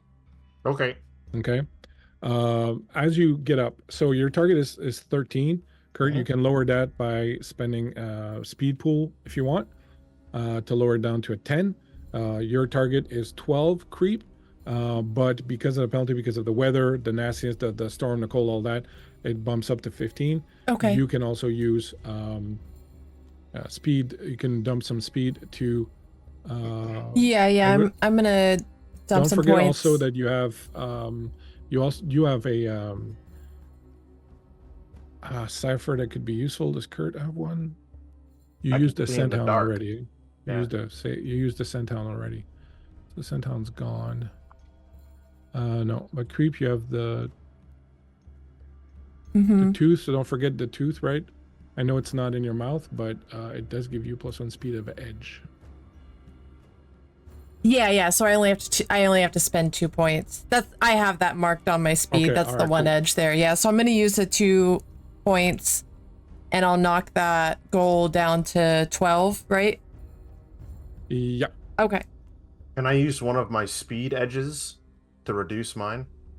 So your speed edge just lowers the amount of points you have to spend to lower. So if you have one of edge of 1 in speed, which you don't, you have 0, so it costs you 3 points to lower it down by 3. If you had an edge of 1 in speed, it would cost you 2 points to lower it down by 3. But I have 3 edge speed. No, it says edge 0 under speed on your character sheet. Check So my DMs again. oh yeah. So yeah, sorry. Yeah. So then that means that you automatically get it drops by 1 automatically. Okay. So it doesn't cost you anything. So then your target's going to be 10, and you don't have to spend anything. And creep, your target is going to be 9. I rolled a 14. Got a 16. 16, so that's a 3 difference, and 14 is 5 over.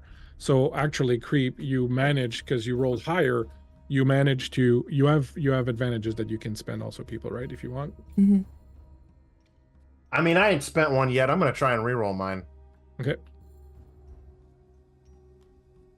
19.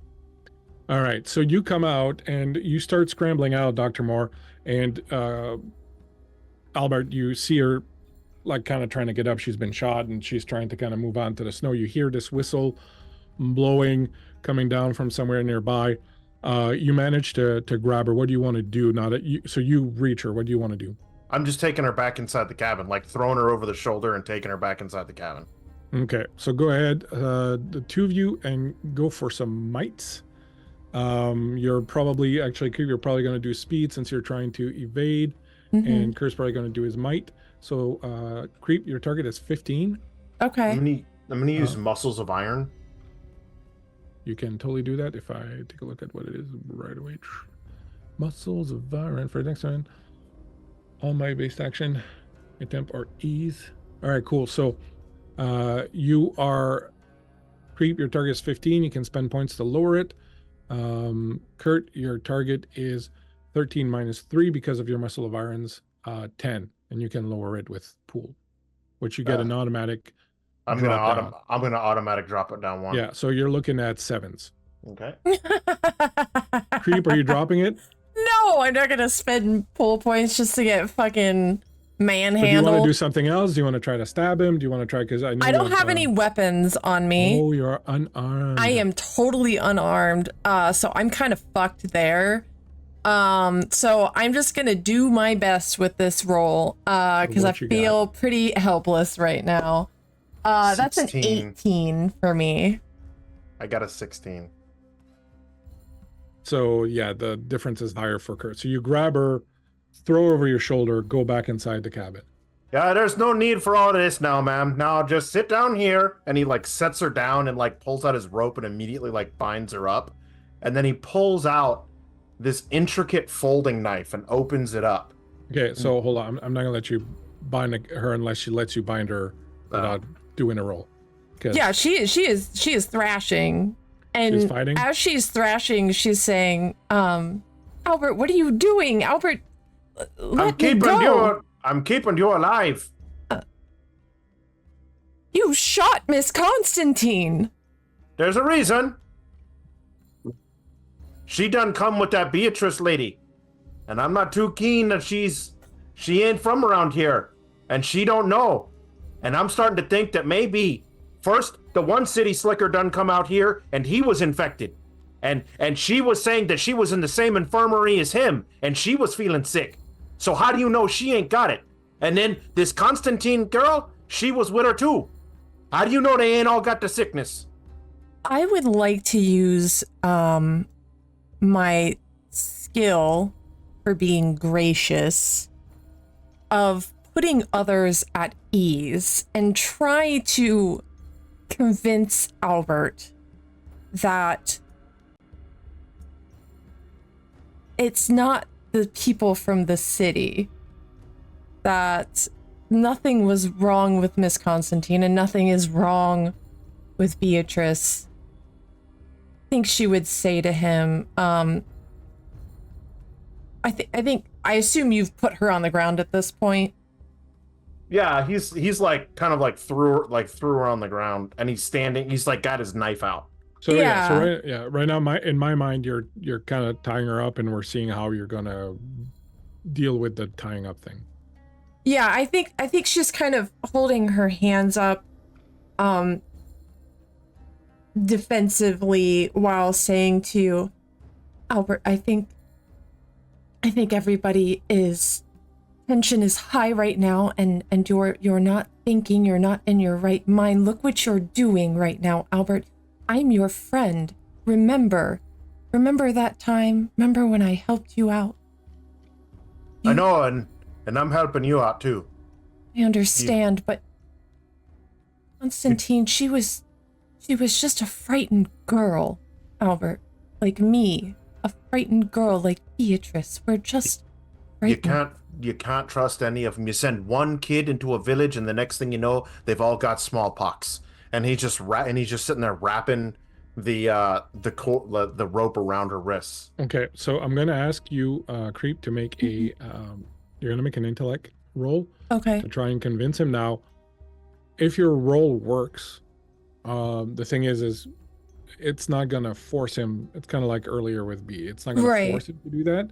But I will tell Kurt kind of how to take this into consideration and what it might do. Okay. But go ahead and make the roll. So you're gonna make an intellect roll.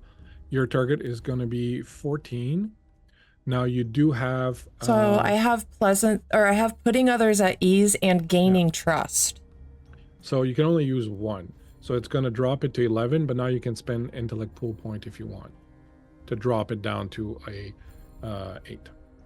I'm gonna go for it at 11. I just got another advantage from Scott banked, so thanks, Scott. Go for it. I rolled a 9, so I will be using that advantage immediately. And I rolled a 20. Okay, so this is what's gonna happen. So Kurt, it doesn't oblige you to stop tying her. The only thing that it might do is, and I will say this, the way she's speaking to you, the way she what she is saying makes you feel like she's not a risk. She's not a risk of attacking you. She's not a risk of fleeing. She wants to talk this out. She wants to understand what's going on. You feel like you could conceivably not tie her up. Now, this is a decision for you to make on a role-playing level of what Albert, because Albert can make whatever decision he wants. And I'm just telling you that with this critical that she has, like, you feel really strongly that you can probably trust that. Now, the decision remains yours. And Creep, I will let you bank that critical for a further effect later on. Okay, I think to add on to that, she says to you, if you tie me up and something happens to you, I'm defenseless, Albert. You know, that's a good point. And he pulls one of his big bear traps off of his back and he sets it in front of the door. Meanwhile, off in the snow, as you stumble out, give me an intellect roll, Ooh. both of you. Okay. I will also say that you're going to lose at the end of the scene. I'll get back to you on that. So both of you give me an intellect roll just to sort of see if you can kind of find your way through the snow and getting there. So it's 15 again is your target. You can lower that with your pool if you want. Is there anything that I can use out of my skills to lower that without using my pool? Like my Yeah, I think you understanding? can use your understanding. You heard the gunshot. Mhm. You know where you are physically now because you know Mhm. that you're in the kitchen and you remember where the other buildings are and all that. So I'll let you use Right. that if you want. I think it'd make more sense if it was identified danger, but that's like semantics. But I'm gonna need to use my pool because I rolled a 12. Okay. what's my target with using that skill?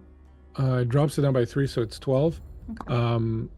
Eric, if you're not trying to find the others, you don't have to spend a point to reroll. No, I'm trying to help my Okay. friend Beatrice get back to our Cool. friends. You son of a bitch. I rolled an 18. Okay. So you make your way up along the way. You see coming out of the snow the 3 buildings.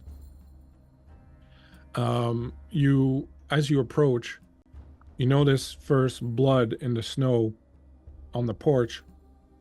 And then when you take a few steps further, you see Robert's body, half covered in snow, lying dead in a pool of frozen blood now. I think what the others will hear is, do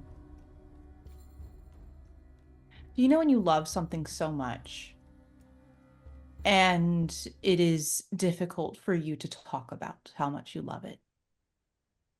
And that thing is taken away from you in a very violent and visceral way. And you are already very frightened and distraught. And you want to go home. And you miss your bed. And then you just wail out in such a way that is pure to the soul. A purity that you would hear in church. Beatrice loved Robert Service very much. She had a very strange way of showing it, as she showed her love in very difficult and odd ways. And that love is carried out in the snow and in the winds and in the cold, in that cry that you hear.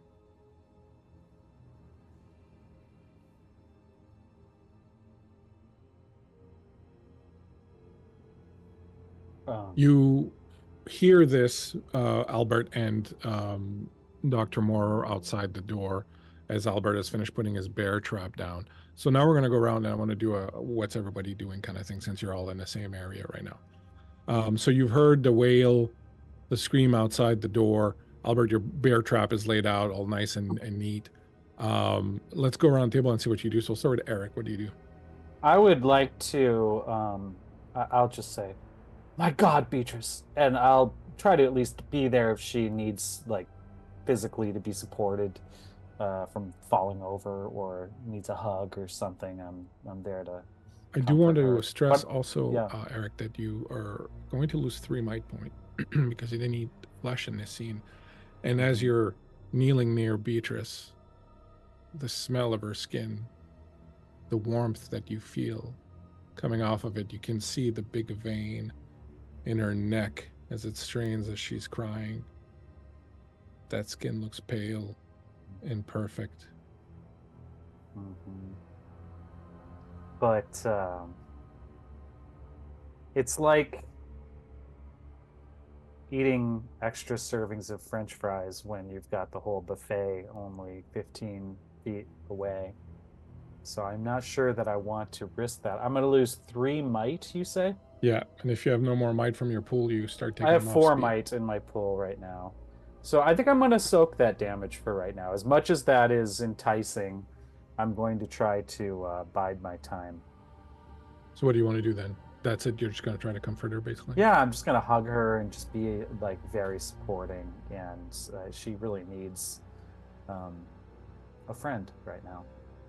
Beatrice, this warm embrace from a friend is comforting in this moment of sorrow that you feel. Mm-hmm. What do you want to do? Luckily for Beatrice, even through this cry, she is not a physically affectionate person. Sure. And I'm not trying to be inappropriate, like, you know. No, yeah. But It's she all friendly will, like. she will sort of unfurl herself from you, and she is going to throw herself over the body of Robert Service, and she is going to sob in keen. Inside the cabin, Kara, what are you doing? I wander over to Constance's body. Constantine, yeah. Or Constantine. You know, you may have been right, but you may have been wrong. But we do have a saying out here in the Great Yukon: waste not, want not. And he pulls his knife out and he cuts a strip off of her thigh and begins gnawing on it, staring at Ms. Moore.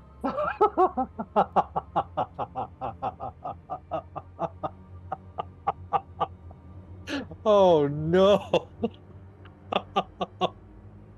Oh no. He walks over and, like, after he takes a bite off, offers it to her. And Gotta what does get your- Dr. Moore do? Gotta get your strength up there, eh? I'm assuming you tied her hands. Mm-hmm. Okay. With her hands tied together, she's like watching you cut the flesh off Miss Constantine. She is digging in her pocket for a little candle, and she puts it on the floor in front of her and pulls some matches from her other pocket and lights the candle. And she is just like bent over this candle, rocking and praying in a whisper. Back around to the other end. What do you do, Eric? I'm going to.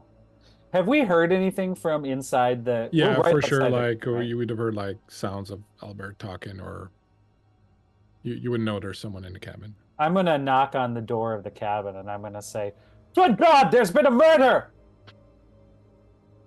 Someone's eating people. Arlen! Is that you, Albert? Oh, yeah. Hey, come on in.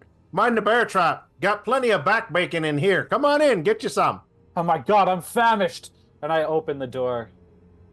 I heard him say, "Mind the bear trap," so I'm not gonna step into the door, but I will open it. And you literally see him just standing there gnawing on a chunk of Constantine.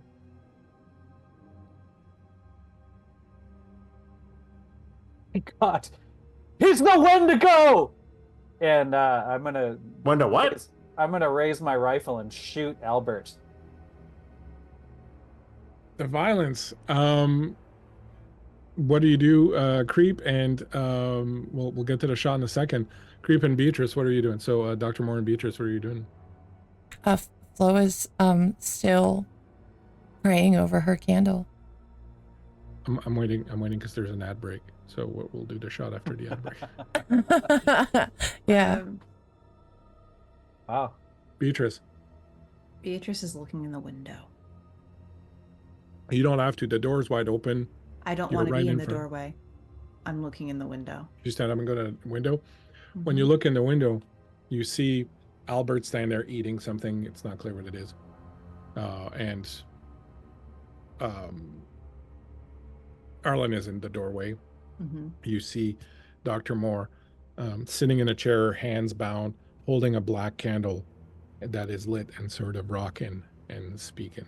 I was hoping you would tell me that I would see their hands are bound. Outstanding.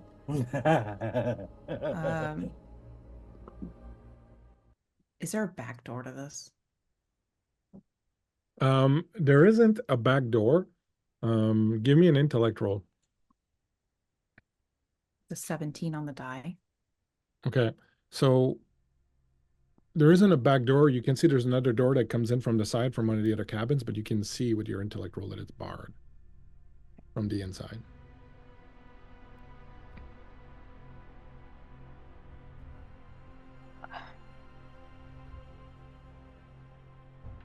I'd like to inspire aggression between Arlen and Albert. I think Arlen's already there. But I would like, is it a way that I can do it between the two of them specifically? I honestly, I don't think your words twist the mind of a character within short range who is able to understand you, unlocking them up as a result they gain an asset on a might base attack roll for 1 minute.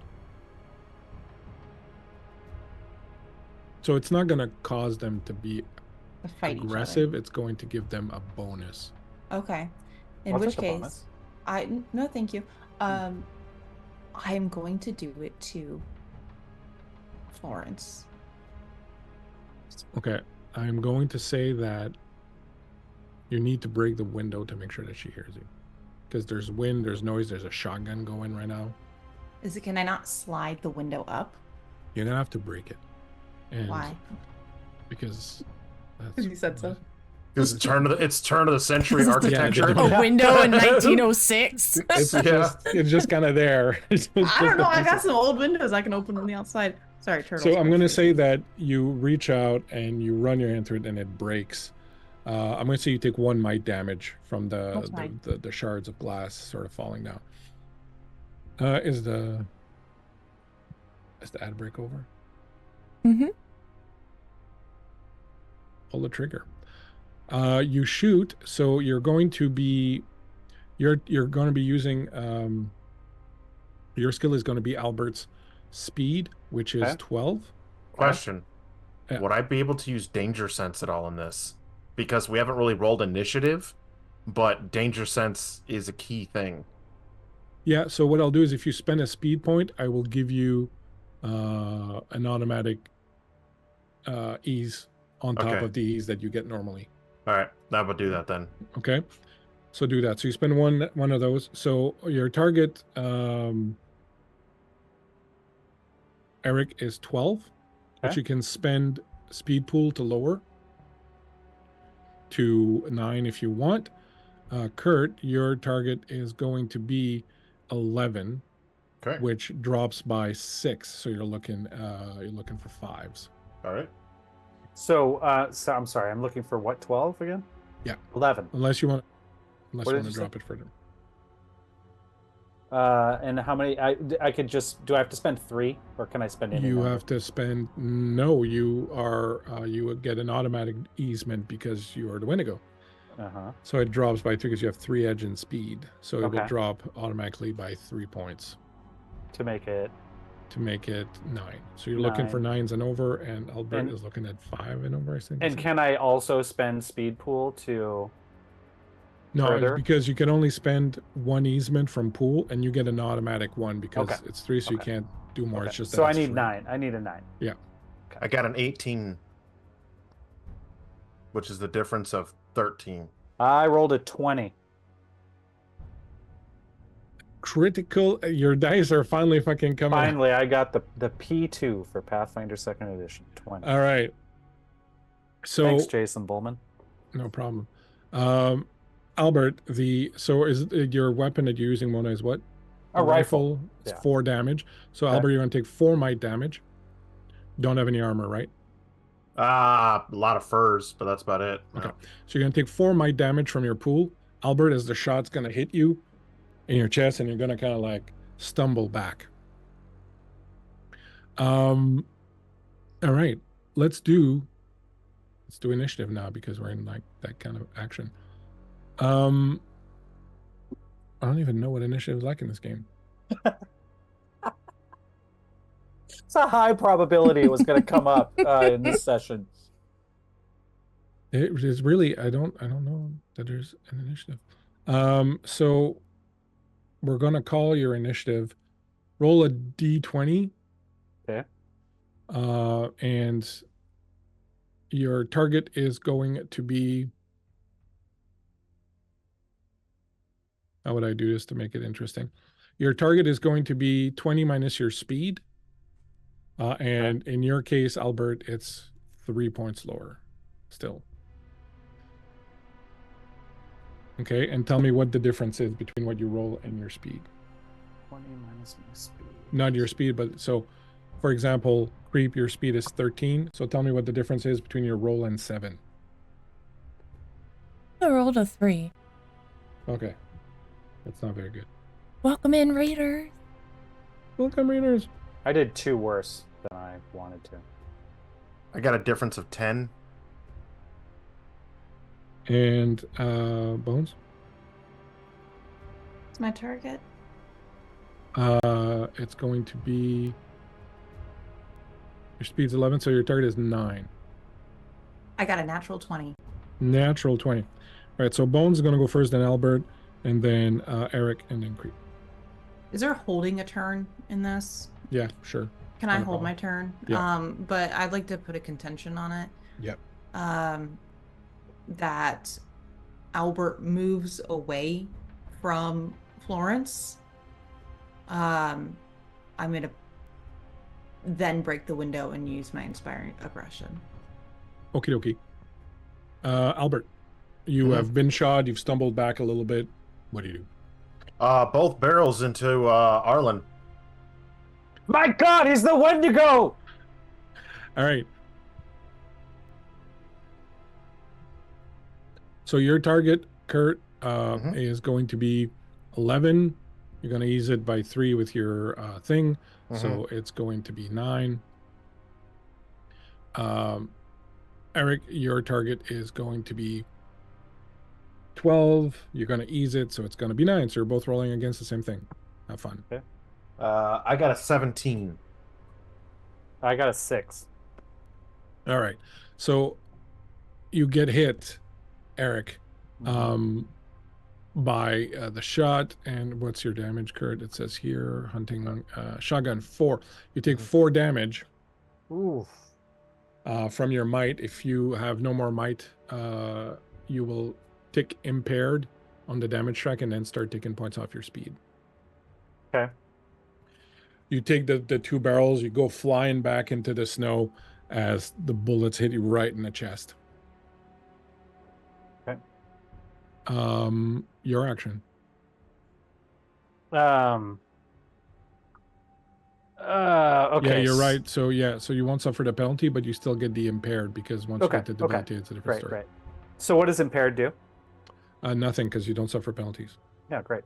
So I'm on the ground, and I'm like, oh God, help me! And What? I feel like I'm dying. Why'd you shoot me, you fucking knob? Dr. Moore, your action. Yeah, I rolled for my candle, so just so you know, Bleak, I got 7 rounds of that. Okay. So she's still praying, and everyone can just hear a very quiet, Jesus, my Lord, I place my life in your hands. You are always faithful to rescue and protect me from evil. Protect our loved ones or me. And she's just whispering this prayer over and over again. You're eating that poor girl. Do you guys want to continue in initiative, or do you want to break out of initiative? Oh no, I'm still on initiative for sure. Okay, so back up to the top, Bones. I'm assuming Albert didn't move away from Florence, did he? You didn't say anything about moving. Okay. You want to still hold? Yeah, I still want to hold. I'm I'm ducked down. I imagine there's a little stairway, and she's kind of like tucked into the corner there. Are you by the window or are you by the stairway? Well, I don't know. Is there a window by the stairway? That's what I'm asking. So there's a little stairway that goes up to a porch, and then So you can either like be crouching below Yeah. the window kind of Yeah, thing. yeah. Okay. That's what she's doing. Albert, your action. He gets up, walks forward, closes the door, Oh no. and then goes, "What are you doing down there, Miss Moore?" She's just praying over this candle. Like, it's like nothing in this room is happening to her right now. Completely engrossed. He goes back to munching on his thigh. Eric, what's your action? I'm gonna lay in the snow. I've just been shot in the chest. I'm just gonna chill here for a second. All right. So since 3 of you are not doing anything, I'm gonna get out of initiative. What do you want to do?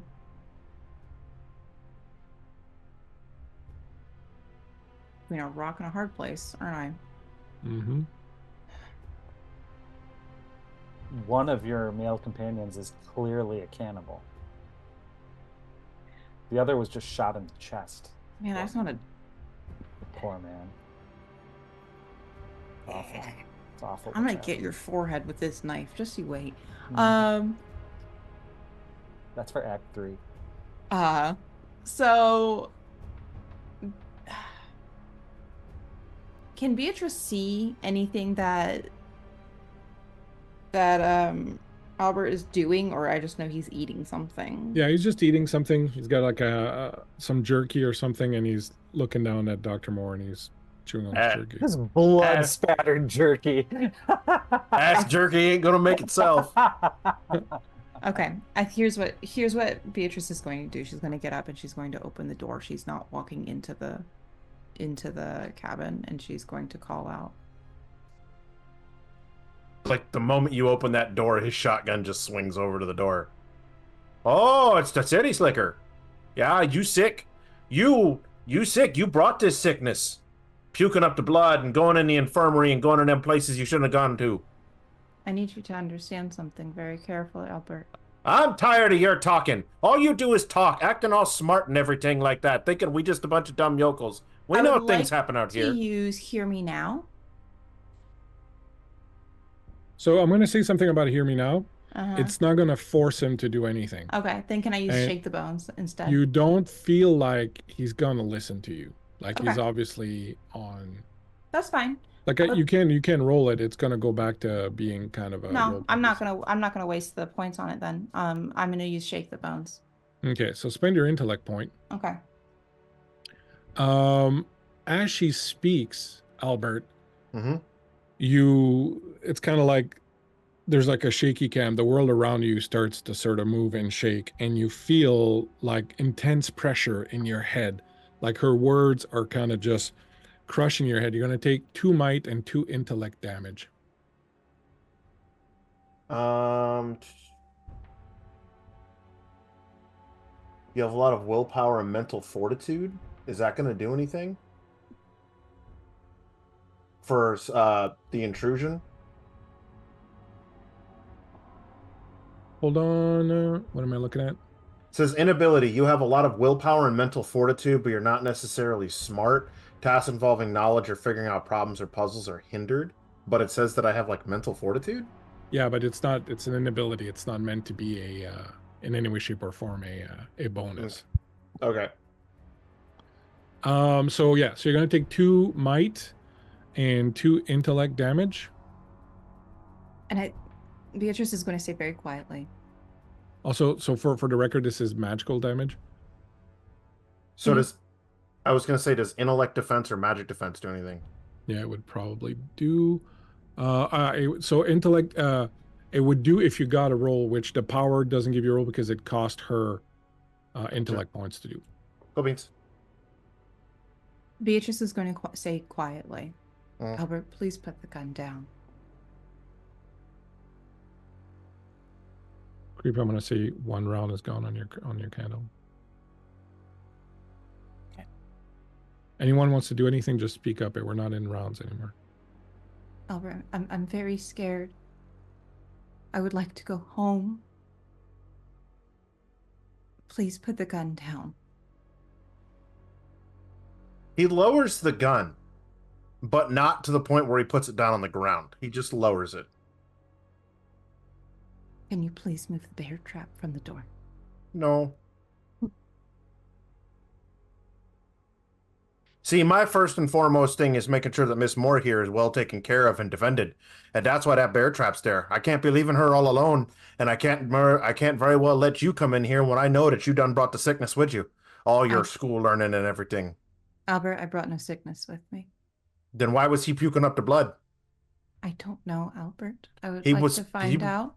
He was puking up the blood, and he appeared as a monster to Miss Moore, and I shot him dead.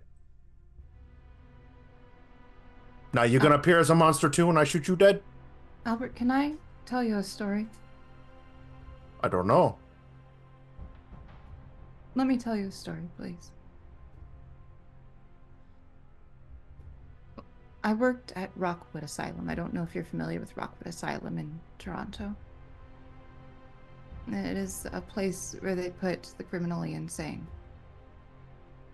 I worked with men to help better understand why they did what they did. And when I say what they did, I do mean horrible atrocities on fellow man. I worked specifically with men that attacked women. This was a great source of pride in mine. It's how I was able to get my master's in psychology, and I was working on my PhD before I left. The reason, Albert, I left was I had a particular patient who I had a wonderful rapport with, who I loved very much, like a brother would, but he turned on me. We had a certain privilege with him. He had been given craft activities. We didn't shackle him during our visits. And one day he turned on me. He held me down, and he cut me from my carotid artery up to my forehead, as you can see, I'm sure, with all intention of killing me. Now, that man was sick in a way that you have no explanation behind. And I have no explanation behind any of this. But that man came from a rural area quite like this. Would you say that man was sick? I don't know. Did you constantly tell him that you're smarter than him? No, actually, we were very close. I adored that man. He was wildly intelligent, wildly smart. So smart that he was able to trick me. I'm a pretty honest fella, and I gotta say this much. I don't like you. I don't like what you bring. I don't like all the fucking chaos and noise that you bring. And this whole thing has been a sham from the start. I assure you, I don't want to be here. Okay, you can go. Please let Dr. Moore come with me. I'm in charge of keeping her safe. That's my job. We're hired by Stroud and Stroud to keep all of us safe. Yeah, I was under a different purview before the whole Shroud and Shroud thing. The Shroud and Shroud thing was all about you, and I don't trust y'all. Not one bit. Have Arlen take you home. Dr. Moore, would you like to come with me? You just hear, Lord Jesus, you are a shield around me, strong in love, heavy with power, shaped with hope, and gilded with truth. I will fear no evil, for you watch over me. And she's continuing to pray. I would like to go ahead and inspire aggression in Dr. Moore. One more round on the candle. No problem. You feel Dr. Moore add the words of Miss Atkinson, a surge of confidence and strength. It doesn't force you to do anything. You just feel that kind of her words are kind of inspiring you and make you feel like you're strong, you're capable, you can do this. You have physical capabilities. I think your inspiration causes her to pray louder. You defend and deliver me in this day, this hour, this moment. I put my trust in you. Amen. And then she repeats it again. Outside, Eric, Yes. as you are unsure what's going on, Miss Atkinson is standing in the doorway. She is talking. You hear sounds. them kind of having some sort of conversation. You hear coming up behind you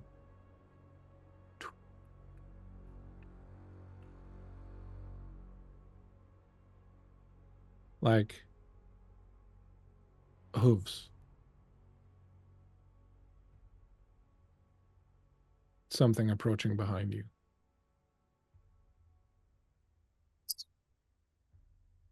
I'm gonna get up and I am going to walk toward Miss Atkinson, and I'm going to say, I don't mean to alarm you, but something is approaching from the outside. And I've got my rifle and I'm looking out into the wilderness. I'm going to glance over my shoulder. Something large is emerging from the snow storm. As it approaches, you see the largest buck you've ever seen. Its coat is black as soot. Its hooves are wet with viscous smeared brown. Its eyes burn with a foul blood-colored light. But the thing that grabs your attention the most are its antlers. They are amber, translucent, honey-colored, pulsing with a low poisonous smolder, bits of ash falling from them here and there. It approaches and snorts, its wet hooves snapping against the ground.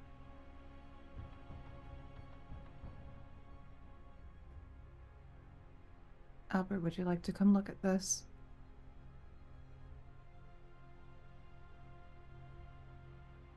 Move out the way. I think she's going to sidestep. And so do I. It's like the parting of the curtains. Yeah. Spirit of the wood.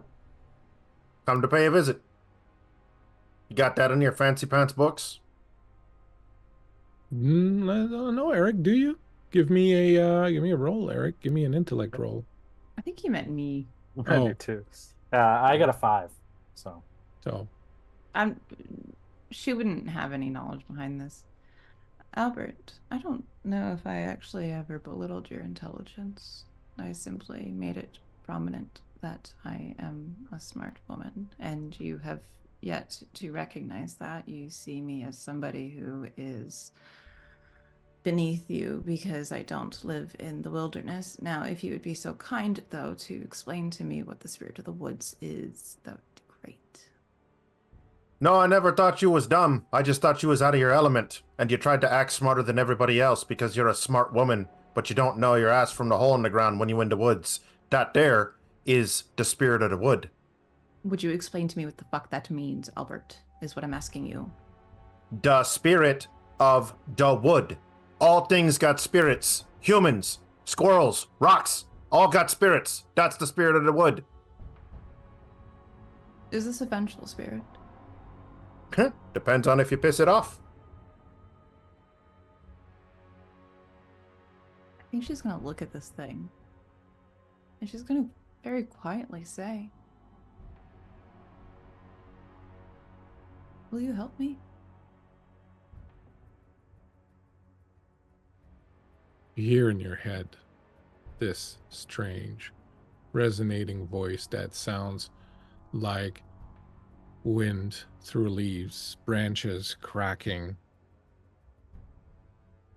a spring gurgling, animals darting through and through, but all of it with a certain dark edge to it. And the voice in your head says, "What would you ask of me?"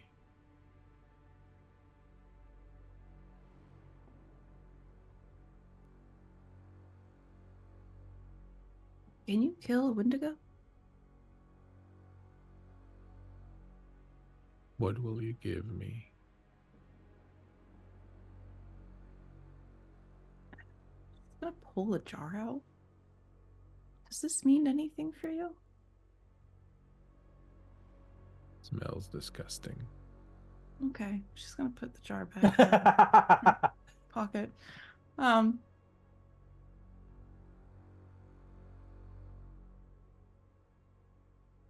am a crusader of mental health, not somebody of these woods. I don't know what something like you would want.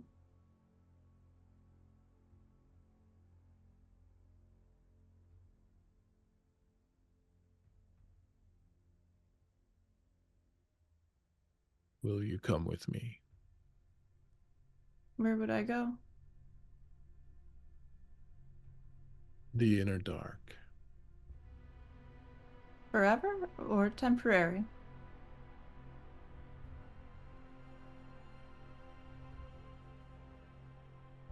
For long enough.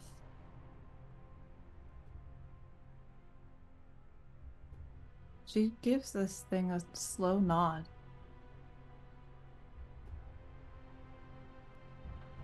It snorts the air, stamps on the ground. Kira and Eric, you are no longer a Wendigo. You feel weakened. You've taken a fair amount of damage. Kurt, your stomach starts to heave at what you've been eating. Same thing with you, Eric. It starts to come back up. You fall to your knees, start throwing up and vomiting. What do you do, Dr. Moore and Miss Atkinson?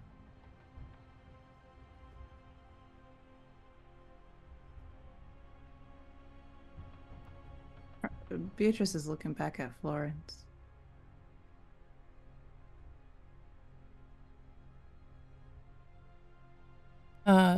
I still have turns on my candle. Yep. Yeah. Bring down to 4. I think she only hears the sounds of vomiting around her and is just still.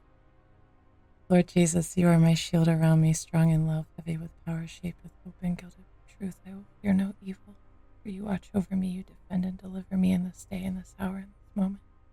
Put my trust in you, amen. The thing approaches you, Beatrice. She's pulling something out of her pocket, and she is handing it over to a vomiting Albert. It's a business card. And it has on the word Miss Beatrice Atkinson, Master of Science of Psychology. And it has an address at the bottom, and it is her father's address. Can you tell Dr. Moore that if she would like to come to Toronto, I would like to see to her official licensure in payment in full. Typewriter.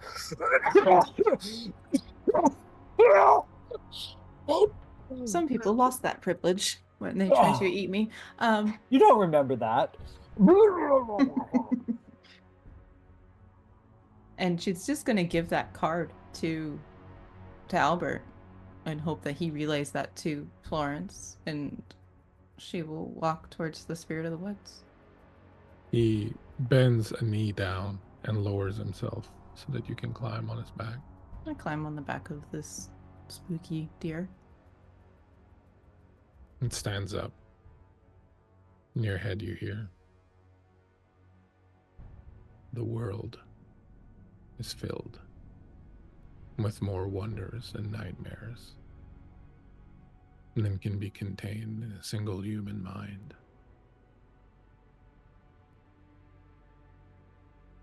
Then it turns slowly. Albert, Mr. Danver, you watch as this giant black hellish creature with Miss Atkinson on its back turns, heads north into the woods. As it walks away, the snowstorm slowly ceases, you see a glint of sunlight off to the east. When you look up again, the beast and Miss Atkinson are gone.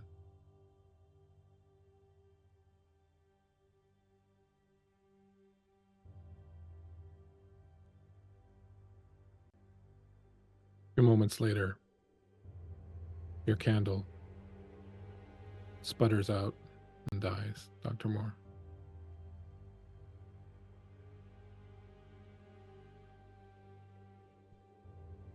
What do y'all do? I think as her candle dies, her head slowly lifts and she's going to take in the scene around her.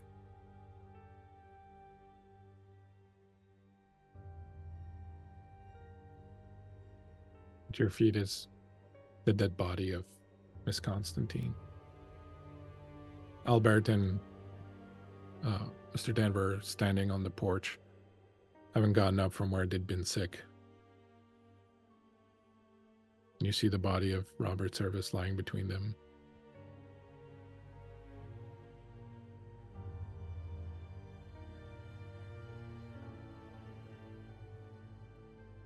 Do we have memory of the things that happened? You remember everything.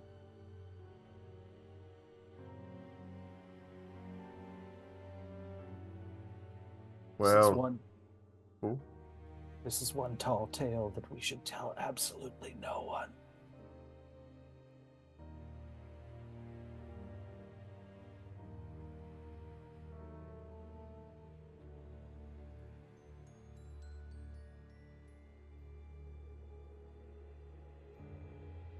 right. Miss Moore, you okay there? I think she has a very distant look in her eyes.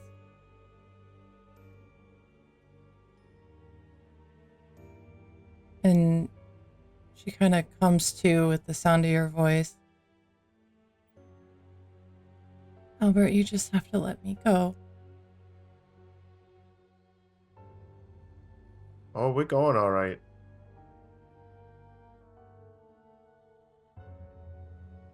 We really going? He sets the pistol in your lap.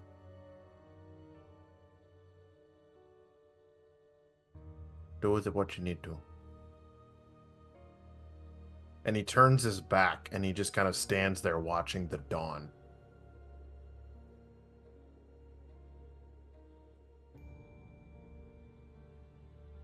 You hear a gunshot behind you,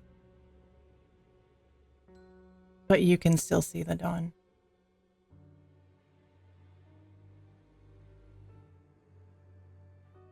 And as the camera hovers up, showing us the blood in this camp, the two men standing on the porch, staring out at the sun, a voice with a thick Dutch accent that I'm not going to do.